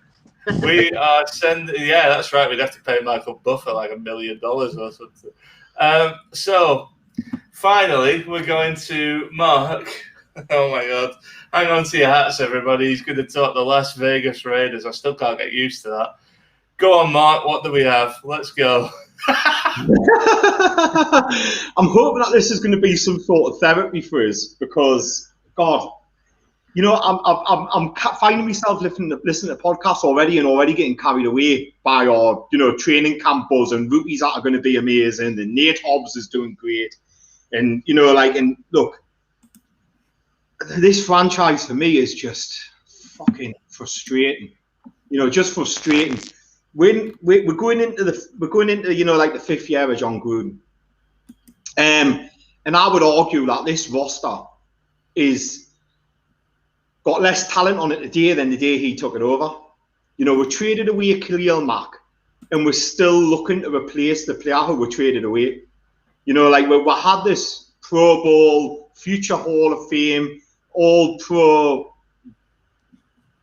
amazing player. You know, and for one reason or another, people will say Gruden was wanting to make his mark on the dressing room straight away. Other people will say Mack didn't want to stay here. Good franchise don't let good players leave their building. That's the top and bottom of it. We made a decision to trade him. And at this moment in time, what we brought back just doesn't look like it was worth it. You know, we've had a lot of draft picks in that first round, and we talk about the draft being a bit of a crapshoot. But what you do want to see out of your first round is you want to see players that hit a second contract. And at the very least, you want to see players who get their fifth-year option picked up. You know, we took Cleve Farrell with the 4th pick a few years back. And it's not that Cleve Farrell's a bad player. It was that it was a rubbish place to pick him. You know, we talk about that 5th round option. And Cleve Farrell came into the NFL and people knew what he was. He played on a very good Clemson team that had a lot of first rounders along the line with him. You know, he came into the NFL stiff. He's never going to be a bend kind of player, but he was really good with his hands and he was really good in the run game. And he was always going to be a, you know, most people said he's going to be a 68 sack guy. And that's fine if you're picking him, you know, like the back end of round 1. But we took him number 4, John. You know what I mean? Yeah. Number 4. And when I say this is the impact that has, the 5th-year option for a player took number 4 is around about 11, 12 million pounds for that final year. Are we going to give Cleve Farrell that in a 5th-year option? The chances are the best thing we can hope, because the best thing we can hope for is that now year 3 he has a jump and he projects higher than what anybody thought he was going to be and gets double digits of sacks, which I don't really think we expect him to get, because if we did, why did we get Yannick and Ngakoue? I think what we're thinking is he can kick inside on some downs, he can play outside in base, you know, he'll be good against the run, you know, and he'll bring 6 to 8 sacks. I'm not going to pay 11 million pounds for that, and I'm not going to pick up number 4. You know what I mean? No, it's not the players we've taken, it's where we've taken them. You know, we've done it again this year, you know, with Alex Leatherwood. Let me get this right. Alex Leatherwood is not a bad player. He's not a bad player. Played in Bama, played on championship teams, really good run defender. What he was a senior in the best college team in college football. He was a senior in a team which has got as many good coaches as the NFL, which means what's his ceiling? Is he going to get any better? And what we saw a guy who excelled in rush, you know, like blocking, you know, run blocking, but struggled in pass blocking. You saw him against players like Ujulari who had speed and stuff like that, and he struggled mightily in pass protection. Guess what we've got in this division? Really good pass rushers. You know what I mean? Though? And it's like, I do think he'll hold up in the run game, and I think, you know, like we'll see a lot of, you know, like Josh Jacobs or Kenyon Drake running behind him and on the right-hand side of the line. But it was too high to take him. It was too high to take him. You know, you had somebody like Davisol there who let up 6 pressures all year. You know what I mean? Across his college career. You know, like who was really good in the run game and really good in the pass game. And for all intents and purposes, anyone could have seen that would have been the better pick. But for some absurd decision, we decided to go with Leatherwood. And like I said, it's not that Leatherwood's a bad player. It's that we took him in the top 20. I'm sure you're going to play the clip, you know, like which just shows my reaction. But the Raiders are just trying to be clever, and it's not fucking working. You know, like oh, we'll take Cleve Farrell because that's where we rated him. And it's like, at some point you've got to go. All the experts wrong, or all the other franchises wrong. Is everybody else who's looking at this wrong? Because if you're right, show us, prove us you're right. Because all it's proven us is that it's wrong. It's a wrong strategy to have. You know, Damon Arnett was taken in the top 20 last year. In the top 20. In the top, I'm going to say that 3 or 4 times because I still can't believe he was taken there. In my view, if you're taken in the top 20, you've got to have a Pro Bowl kind of ceiling. Yeah. David Arnett doesn't test well. He's not young. He played in a division where he wasn't even the best corner on his college team. Some would argue he was the 3rd best corner that year behind Sean Wade, who played in the nickel, and Okuda, who played outside. People will say, well, he looked good. Of course he's going to look good. He's in the Big Ten. The only wide receiver I've known last year was Quinton Cephas. You know what I mean? Who was chosen by your Lions in about the 5th or 6th round. You know what I mean, Bones? The Big Ten's not known for wide receiver talent. He's marking the number 2 wide receiver on most teams in a division which isn't known for wide receiver talent. He's 24 years old before he's made his first NFL game. Didn't test well. We've had a year of him. We brought in Haywood, and he's already took his place. It looked like Damon Arnett's now an afterthought. And you're just thinking, that's a coach's pick. He's a coach's pick. Because no scout is banging the table for Damon Arnett. Because there's no game film to get behind. And there's no testing numbers to get behind. By all reports, he's an attitude kind of player or something like that. But yet he's off making map records and not getting into the football playbook to the point where he's in his 2nd year and he's lost his position. And it just looks like a terrible pick. So you've got Clint Ferrell, who's probably not going to see his 5th year option. And you've got Damon Arnett, who at this point looks a massive bust. I'm not writing him off altogether. It's very early in his career, but look, let's not expect miracles. You know, you've got Jonathan Abram, who was a strong safety. Is he going to get his 5th year contract? Is he going to see a 2nd contract? You've got Josh Jacobs, who was a running back, and a very good one, may I had. But really, do you want to sign a running back beyond 5 years? And it just seems like, what are they doing in the 1st round? They do all right later on. I like some of their late round picks that they've made, you know, Hunter Renfrow, Brian Edwards, Max Crosby. It seems like, and that's probably Mike Neock's work, but it seems like the 1st round goes to John Gruden and his coaches. And then beyond that, you know what I mean? Mike Neock gets to do some stuff in the late rounds, and it's just, I just hate how we're building this roster. We're devoid of superstars. Who is the face of our franchise? Derek Carr? I would argue that the best player on our franchise is Waller. You know what I mean? And I'm struggling. I'm looking around now thinking, God, who else is a Pro Bowl player on this roster? You know, like in their prime of their career and a Pro Bowl player. I'm thinking Josh Jacobs is a very good running back and Colton Miller is an ascending left tackle. On the defense, we've got Nout. You know, we've got Yannick Ngakoue who's come in. You know, we're paying him £12 million a year. That brings that 5th year option into, you know, when we're talking about Clint Ferrell's 5th year option. If he comes from that 5th year, it's 11 million. It's $1 million less than what we're paying Yannick Ngakoue. That just goes to like, people don't think about that. You know what I mean? No, that's something to think about. You know, the way that the salary cap for rookies is structured. That 5th year option for Clay's a real big sticking point. We're reaching another sticking point soon with Derek Carr. Derek Carr's a very solid quarterback. Very, really good quarterback. There's a lot of franchises who would like Derek Carr. He's smart. He's got a good arm. He's accurate. He doesn't turn the ball over. He's athletic. He can move around the pocket and he's got quick feet and he can evade pressure. He's got a problem with fumbles. He had small hands coming into the NFL and he's fumbled the ball a lot, and a lot of them lead to turnovers, you know. But he's got better year upon year under Gruden. And look, Derek Carr's not the problem. The problem is that we've got Justin Herbert and we've got Mahomes in our division. And Derek Carr's playing lights out and barely and can't make it into the top 10 as a quarterback. And he's playing his best football. You know, and you've got to go, how much more of a ceiling does Derek Carr have? Because really, if we've got 2 top 5, top 10 quarterbacks in our division, is Derek Carr, you know, as a top 15 quarterback, going to be enough to defeat them? You know, Ruggs, I really like Ruggs. I'm expecting a big jump from Ruggs this year. He came in, he was young. I'm not entirely sure Gruden knew what to do with him to the point where we were throwing screens to Jason Witten, but not throwing screens to Henry Ruggs.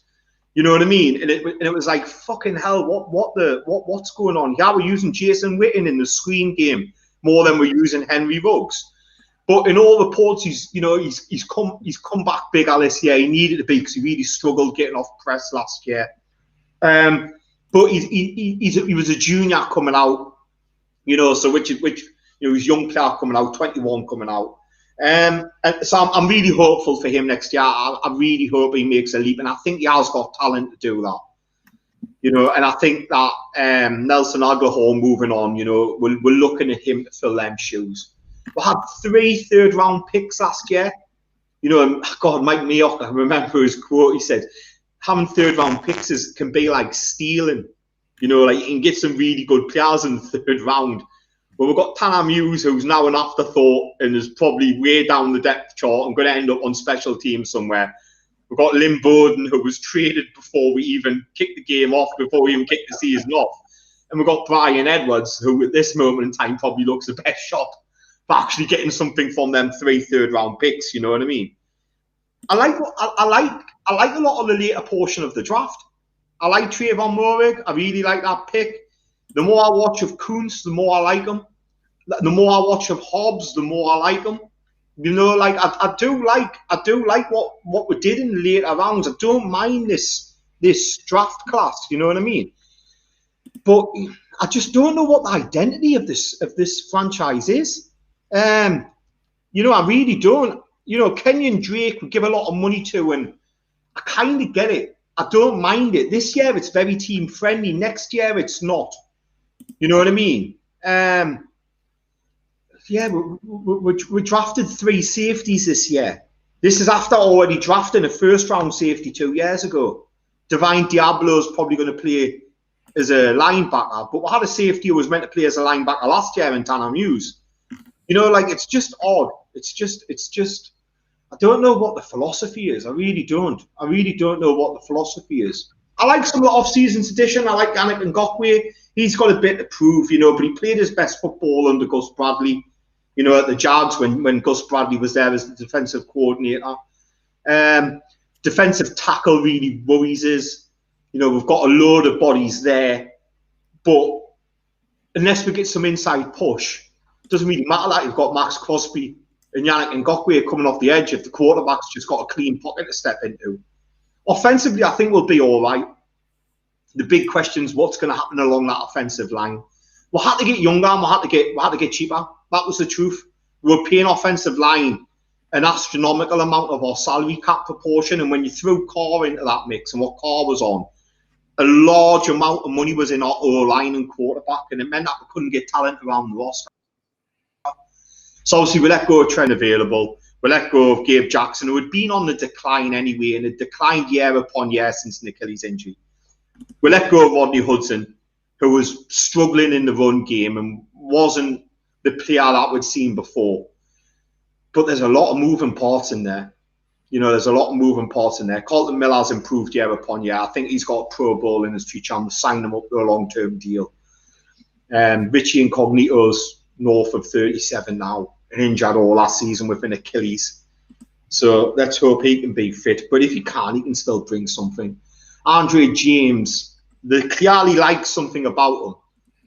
It was more like he didn't screw up rather than he was good. When Hudson was down and expectations weren't high because he was replacing a Pro Bowl player when Hudson was injured a few years back. He's got some big shoes to fill. Yeah, good. Denzel Good wasn't that good. He just wasn't a screw up.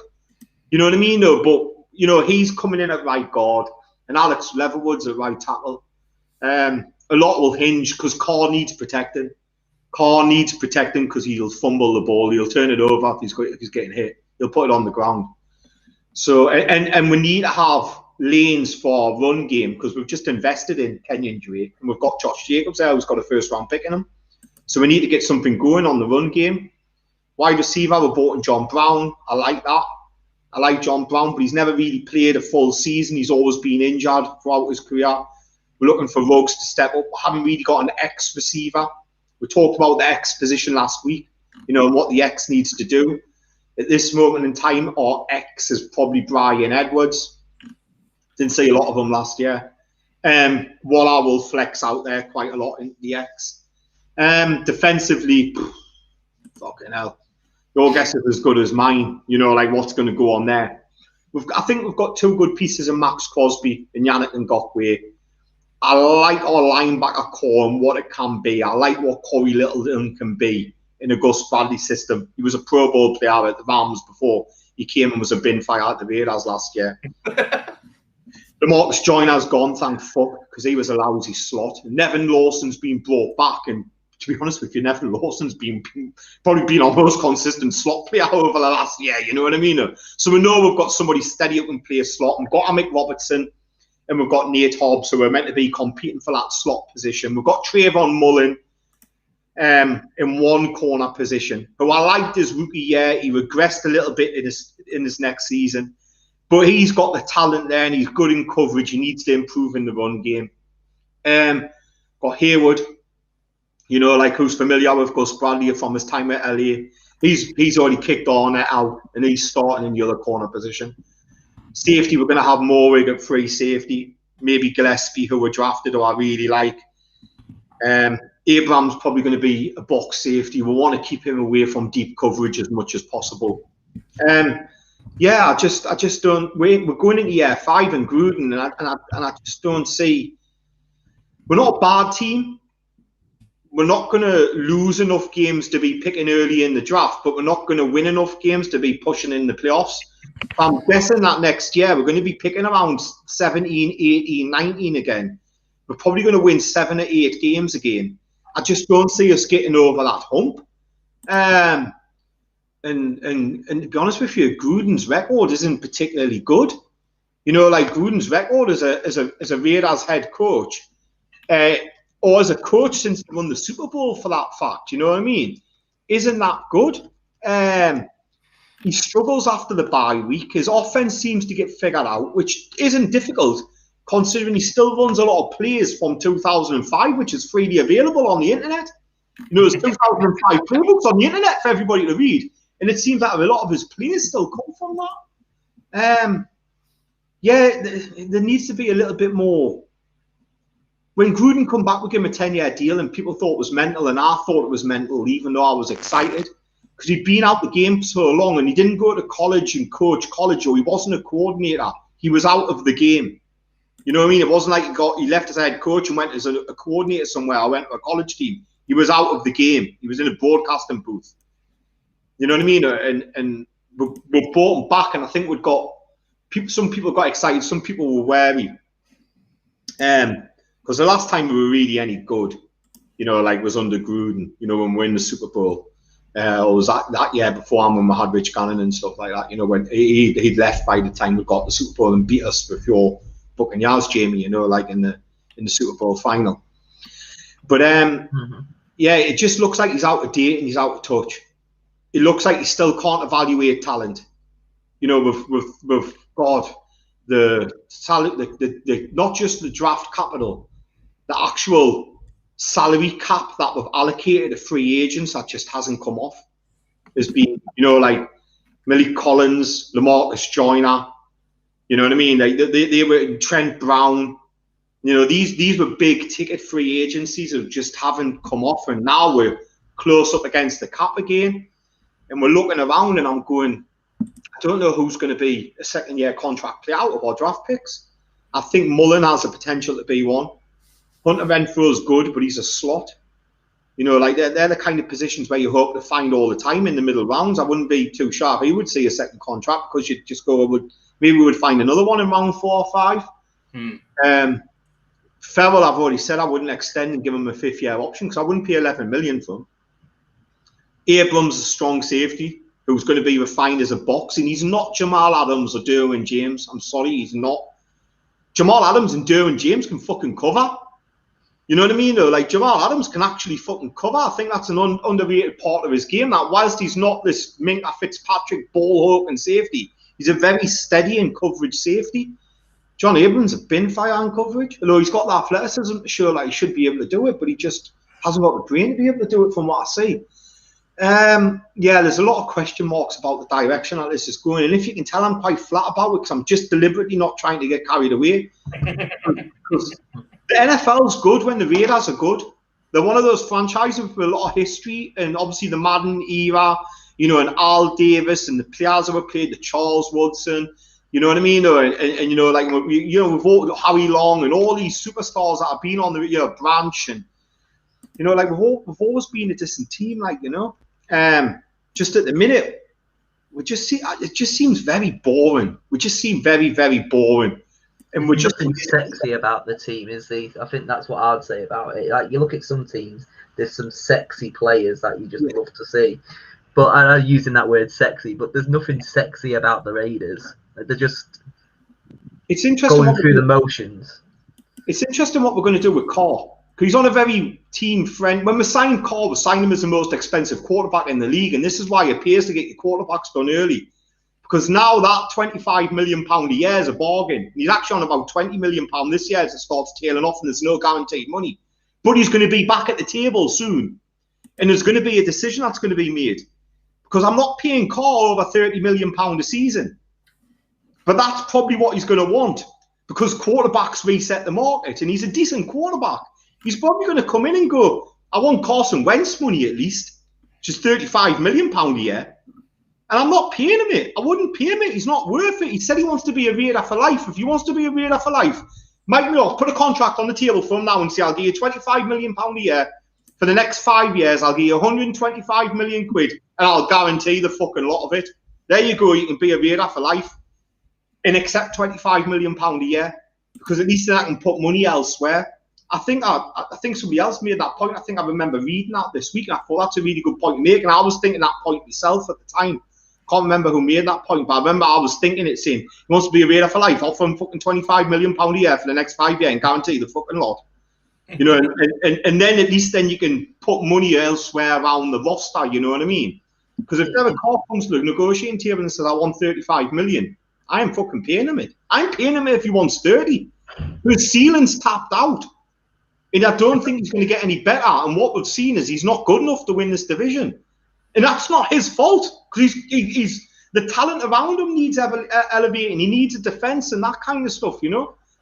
And it's what you say about Brady as well. Brady takes those pay cuts to get these weapons around him. I know you talk about this elastic cap and whatever, but Brady does take cuts on his pay to make sure that everybody else can get paid. And that's why he has been a serial winner. That's why he's got 7 Super Bowls, because he's taken cuts because he knows he's got his own brand out there, that he's going to make that money anyway. And he's allowing that money to bring everybody else in. And that's why he wins. And everyone's like, why does he keep winning all the time? Because he's taking cuts to bring weapons in, to bring more ammunition to his weapon. But yeah. We're a very young team, and there's a lot of players who have got to show more than what they've done so far. I think there is potential. I think Mullen can be better. Cosby, I think, can be better with Yannick across him. You know, like in playing in a more reduced pass rushing role where he's not asked to play as many snaps and he's fresher. You know, I think Cleve Farrell is a good player. I just wouldn't have chosen where he was. Damon Arnett, don't go there. I couldn't stand him the day he picked him. Still don't understand why we chose him now. And he's showing everything like he was a really average talent that shouldn't have been chosen anywhere near round 1, yet alone top 20. And that's a coach's pick. That no scout is banging the table for Damon Arnett because he's got no scoutable traits. It's a coach who got behind his mentality. That's on Gruden, that. You know, like, and yeah, it's just like, I'm just kind of a little bit like, we're not bad enough. We're going to win 6 games at least this season. I just don't see us winning more than 8. And I can say that, like, I just don't see us getting across at home. I think that's all a pretty good summary. I think I seem to say this about one team on every podcast, but I don't know what the Raiders are doing. I don't know where they're going. I don't understand what they want to be. I didn't get the Gruden hire when they made it. I didn't get it when they made it. Like you said, you hit the nail on the head. He'd been out of the league a really long time. And to be honest, bar the Super Bowl year, his coaching record isn't that great. No. Not after the Super Bowl year, John. He was good up until he won the Super Bowl and then really poor afterwards. Yeah. You know what I mean? That's it. He's like, that's the thing. It feels like football's passed Gruden by a little bit. He's great on TV. You know, he was a fun analyst. He knows football, but I don't think he knows 21st century football, to be honest. And to tie yourself to a 10-year deal with him, I didn't get it then, don't get it now. Mayock I really like, but Mayock may also be another one of those guys, good on TV, not so good when it actually comes to picking players. I think that's it. I didn't have a problem. When you traded Khalil Mack, I was kind of like, I don't like it because Mack's one of the best players in the league. But if they do something with the picks, no one will care. But the problem is you didn't. So now you a few years down the line and haven't been able. And you hit the nail on the head. They're trying to replace that player that they've traded. It's like, if you're going to trade someone, you better have an idea what you're going to do if they're gone. You know, we see players get traded. Certainly, top players get traded so rarely, but usually it's because somebody is is waiting to take the spot. You know, if it's a young quarterback behind an older quarterback, Montana gets traded, Young's behind him. You know, these things happen. I can get that. But to me, there was no plan. It was just, we don't want to pay this guy. Maybe you couldn't pay this guy. That was the rumor at the time. The money wasn't there to pay the guaranteed money. I don't know if that was true. Obviously, things have changed since then, but they moved to Vegas and stuff. Yeah, I'm struggling. I think you're right. You're in football purgatory. You're not going to be bad enough to start a full rebuild. I'm not even sure that you can, because it's not like Gruden's going to go anywhere. Exactly. I can't see that they're going to get rid of him. So, like, you're going to end up in that sort of mid-round, kind of where you were this year, maybe a little bit further back. And it's hard to get up from there. It's hard to it's hard to get a genuine top player from that spot. You know, you can do it, but it's harder to do than it is in the top 10. I don't know. It's a struggle to see anything. There are signs of good players, but I just don't know how it's going to all fit together. It's a really big mystery. It's probably the biggest mystery in this division in terms of how they're going to turn out. On the plus side, you've started a lot of seasons well. It's the end of the season that seems to fuck you over. You know, you've started seasons well and then go on losing runs towards the end of the year. So there's some talent there. It's just whether you can sustain it, I guess. This roster continually has a lot of churn. And that good rosters are built when you've got X amount of free agents leaving and continually churning and bringing in starters and looking at it, shows that you've got no substance on your roster. You know what I mean? Or we went out and we're bringing in lots and lots. We're signing Yannick Ngakoue. We're getting Hayward. We're signing half a dozen fucking free agent defensive tackles. There's a lot of churn on this roster, which tells me they still haven't found their formula. They still don't know what their formula is. We're going into year 5 of Gruden, and he still doesn't know what his formula is because we're just churning this roster continually. It's a very Gruden thing, that, though. If you look at his time in Tampa Bay, they never really, other than the Super Bowl year, didn't seem to have a settled roster. There was always changes at QB, changes at receiver. They never settled, and he's kind of took that with him. I don't understand why he's like that. Maybe he is that hard to work with. I don't know. Maybe he is. I don't know. He's a strange guy. I know that. You know, he's certainly a different. You know, he's certainly not like a lot of other coaches in the league. He's a very old school coach. I don't think you can do that in today's NFL. I think the NFL's kind of swapped, the way it treats its players and stuff. Do you know, Gruden's going to see his 10 years because coaches are all guaranteed and Mark Davis loves him. That's a fact. So we're going to see 10 years of Gruden. We're going to see 10 years of Gruden unless he decides to quit. I'm saying it now. I reckon we'll be lucky I reckon in 10 years of Gruden, we might see one playoff appearance. If I'm a betting man, I'm betting on the under one or under playoff in 10 years of Gruden. That's what I'm going for because we're halfway through it now, and I can't see a playoff. I can't see a playoff. This year at least, with the way that the Chargers and the Broncos are building, and with the Chiefs in our division and the schedule that we've got. So we're already kicking the can down the road to year 6, and there is a bit of cap available in year 6. So there could be another influx of free agents coming in. And I think that's what we're banking on. I think that's what we're banking on because, whilst our drafting in the middle rounds has been all right, that's all. We're not talking superstars here. You know what I mean? Mullen and Crosby and Hunter Renfrow are solid, they're above average for where they were chosen, but they're not. We're not talking Cole Beasley. You know what I mean? We're not talking Nick Bosa. We're not talking like Darius Slay or players like that. We're just talking about very solid 60 graded PFF players, you know what I mean? And it's like we can get carried away and think we've got these superstars in the making, and you're like Denzel Good. Everyone thinks Denzel Good's mint is PFF grade was about 50. It was just average. You know what I mean? And that's what it is. We're just a very average team. We're just a very average team, and I think we've actually got. I think the arrow's more down than it is up, or it might just be like that.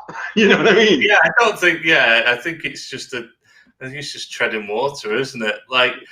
Okay, Bones, anything optimistic to say about the Raiders? Please, someone pull us out of this. Have we got something good? Have we got anything good? I mean, there's not a lot I can say that hasn't already been covered. There was one point Mark mentioned that I thought was interesting. I don't know if it's a positive, but I thought the identity part was quite interesting. It is a very good point. Like right now, what is the Raiders' identity? There have been periods in the Raiders' history where you can very easily identify their identity. Like you said, there's been the John Madden era. You know, you've had the 70s where the mean Raiders that we spoke about at the top of the show. Like there's been the Al Davis era where it doesn't matter what you draft as long as it's the fastest guy that I can draft at the position. He has to be the fastest man at that position. And now with John Gruden, I know he learned under Al Davis, and I know that Mark Davis likes him and all this, but he's just Al Davis light. It doesn't work anymore, and I feel like that's why they lack an because I don't feel Gruden has his own identity. I feel like and I think that's part of the Raiders' problem right now. I think it's a very good point. I think there's a lot of teams that do need an identity. I think every team needs an identity to be successful. You need a vision. You need a goal. You need something to drive the team, like a force to make your decisions in the draft board. And I fully agree. Like, I honestly don't know what the Raiders' identity is right now. I don't know what they're drafting for, where, and it's tough. It is tough, and I think when it comes down to it, like yeah, all right. There is quite a lot of young people. There's a lot of young potential gets you fired. Like a whole team of that doesn't get you wins, does it? Like this is what you've been saying. Like it gets you 6-10 or whatever. Like it gets you.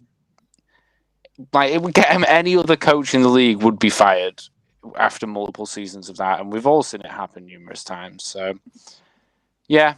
It's a really tough one. I think, and we've had at least one of these in every division. It feels like we really don't know where they're going right now. It's really hard to tell what's going on, and maybe in a year or two we'll all look back and be like, "Wow, they played us for fools," and they'll be winning Super Bowls. But right now, I don't see it. I think the Raiders want to run the ball. John Gruden wants to run the ball. He must. He's got a first-round running back, and he just signed a big free agent in Kenyon Drake. Paid him well as well. He only wants to run the ball, which kind of contradicts itself when you're building a new offensive line. You know what I mean? We know that the running game is a product of the offensive line, and he's put 3 new pieces on that. You know, like, and he's got and the other piece, you know, one of the other 2 pieces is 38. You know, and there's big questions and marks about how he's going to come back. Yeah, it's just, yeah, you know, who's the face of this franchise? You know who the face of this franchise is? John Gruden. Yeah, that's it. If you want the identity of the Raiders, it's John Gruden, and that's maybe the problem. What about you, Jamie? Come on, you've always got something optimistic to say. What have we got for the Raiders? Well, unfortunately, I don't really have a lot of positive stuff to say about the Raiders. As you know, I do the podcast with Matt Davenport, and he just likes to completely slate the Raiders. And he brings up this point. The Raiders have only had 1 winning season since reaching the Super Bowl in 2002. Granted, since 2000, like they had 3 back-to-back that they won their division in 2000, 2001, 2002. Since then, they've had 1 winning season in 2016, and they lost the wildcard playoffs, and Derek Carr broke his leg. Yeah, game 4. Yeah. So,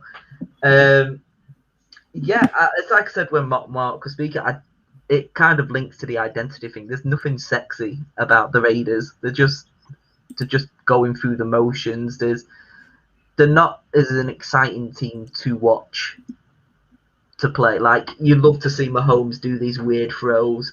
You love to see the Bucs offense or defense, however you want to talk about the Bucs. Some teams have those players that you really want to watch. Derrick Henry, you just want to see him just run down people and mow them down. You want to see Tyreek Hill just sprint down the field. The Raiders don't have that. They haven't got that superstar X factor, if you want to talk in Madden terms. There's no X factor player there that you want to go and watch all the time. You could argue Josh Jacobs should have maybe won Offensive Rookie of the Year, but it always goes to quarterbacks, and maybe he is going to be really good. But when was the last time you saw a running back last 3-4 years at top level besides Derrick Henry? Yeah, that's it. They're one contract guys most of the time, aren't they? That's kind of it. Especially like somebody. I know Jacobs was like lightly used at Alabama, but he's the starting running back for the Raiders, so he's going to have a lot of tread on his tires by the end of the 3-4 years that he's got on his rookie deal. I love Doug Martin, and Doug Martin went to the Raiders, but he didn't really see a lot of stuff, did he? No. I can think of two positives. One is the Alex Leatherwood pick, and what I do like about it is offensive linemen do normally see a second contract. So if he shows that he can hold his own, the chances are we're going to see at least 5 years and maybe an extension out of him. Whilst I don't like Leatherwood as a pick, and I would have chose Davasaw, I do like the fact that we took an offensive lineman in round 1 because it's got some value to it. Whether Leatherwood was the right player is fucking debatable. I would have took Davasaw, as you know. That I do like, that we took an offensive lineman in round 1. I like the Morrig pick in round 2. I think he can be a really good player. I evaluated him a lot. I wouldn't have minded if we took him round 1. But I don't buy this bullshit either of, flip the picks and it'll be all right. No, you draft as the board falls. What would have been better would have been Davasaw and Morrig and not fucking Leatherwood and Morrig. You know what I mean? Don't give us this bullshit of, just switch the picks around and you would be happy. No, you draft as the board falls. Sorry. You know what I mean? And Gus Bradley should move the needle on defense. Gunther's defense, for all intents and purposes, was very complicated, and Gus Bradley's is a much more simplified version. And it's it's a lot of what we saw Robert Saleh do well at the San Francisco 49ers.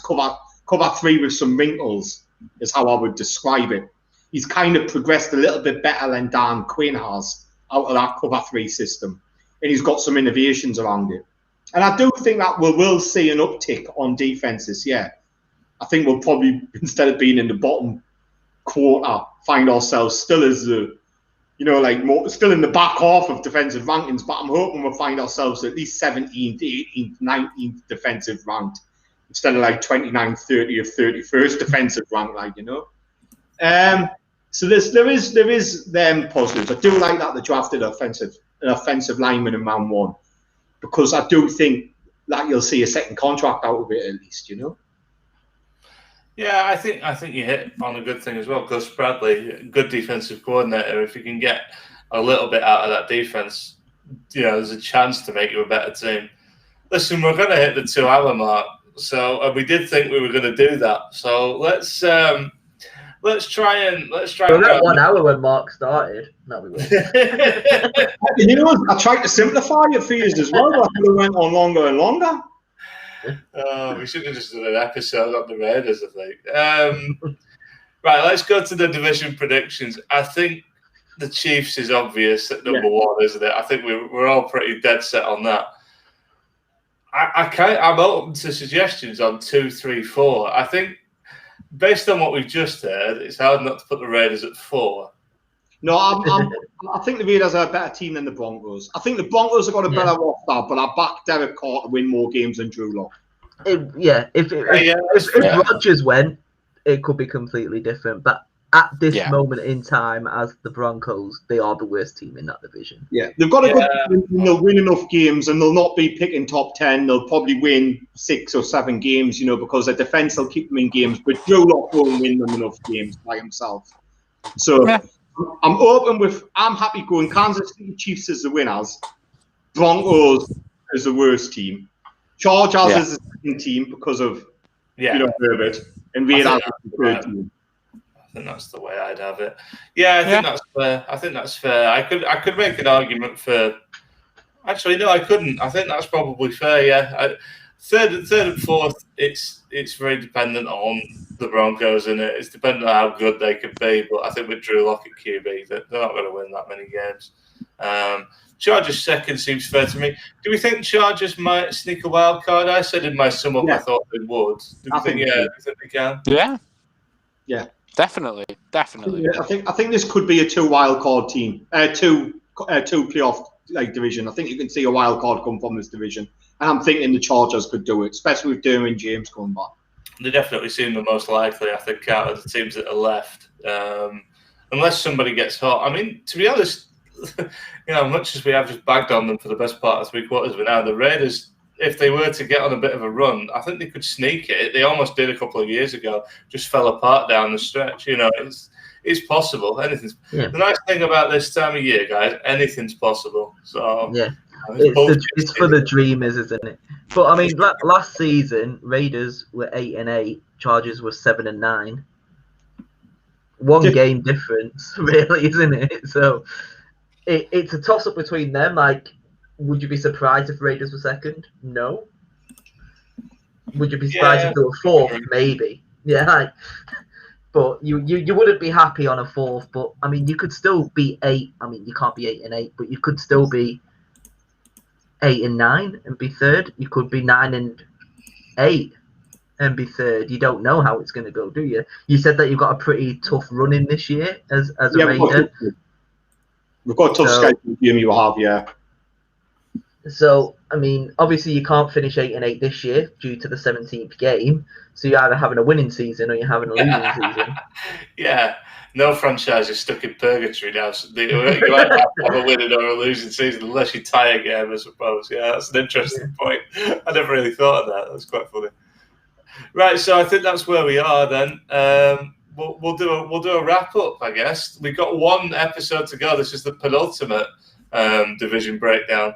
We open next week with the NFC West, so guess who I'm representing?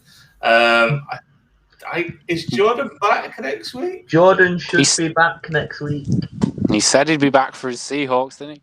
He did, yeah. I think we might let him host next week as well if he wants to. We'll see what he's feeling. But yeah, so it'll be the NFC West next week. 49ers, Seahawks, Cardinals, and some other irrelevant lot. Rams. That's what I forgot. The Rams. the team that has been like in the. Were they in the playoffs the last 2 seasons? To quote a former 49ers player, new city, new stadium, same old sorry ass Rams. So we'll get to that next week. But you forget that they traded for one of the best quarterbacks in the league that everybody sleeps on. So are you taking the Rams next week? I think I'm gonna have to, aren't I? I'm gonna have to. I'll get the Cardinals. I fucking want the Cardinals as well. I'm up for that. So yeah, I will be breaking down the 49ers, of course.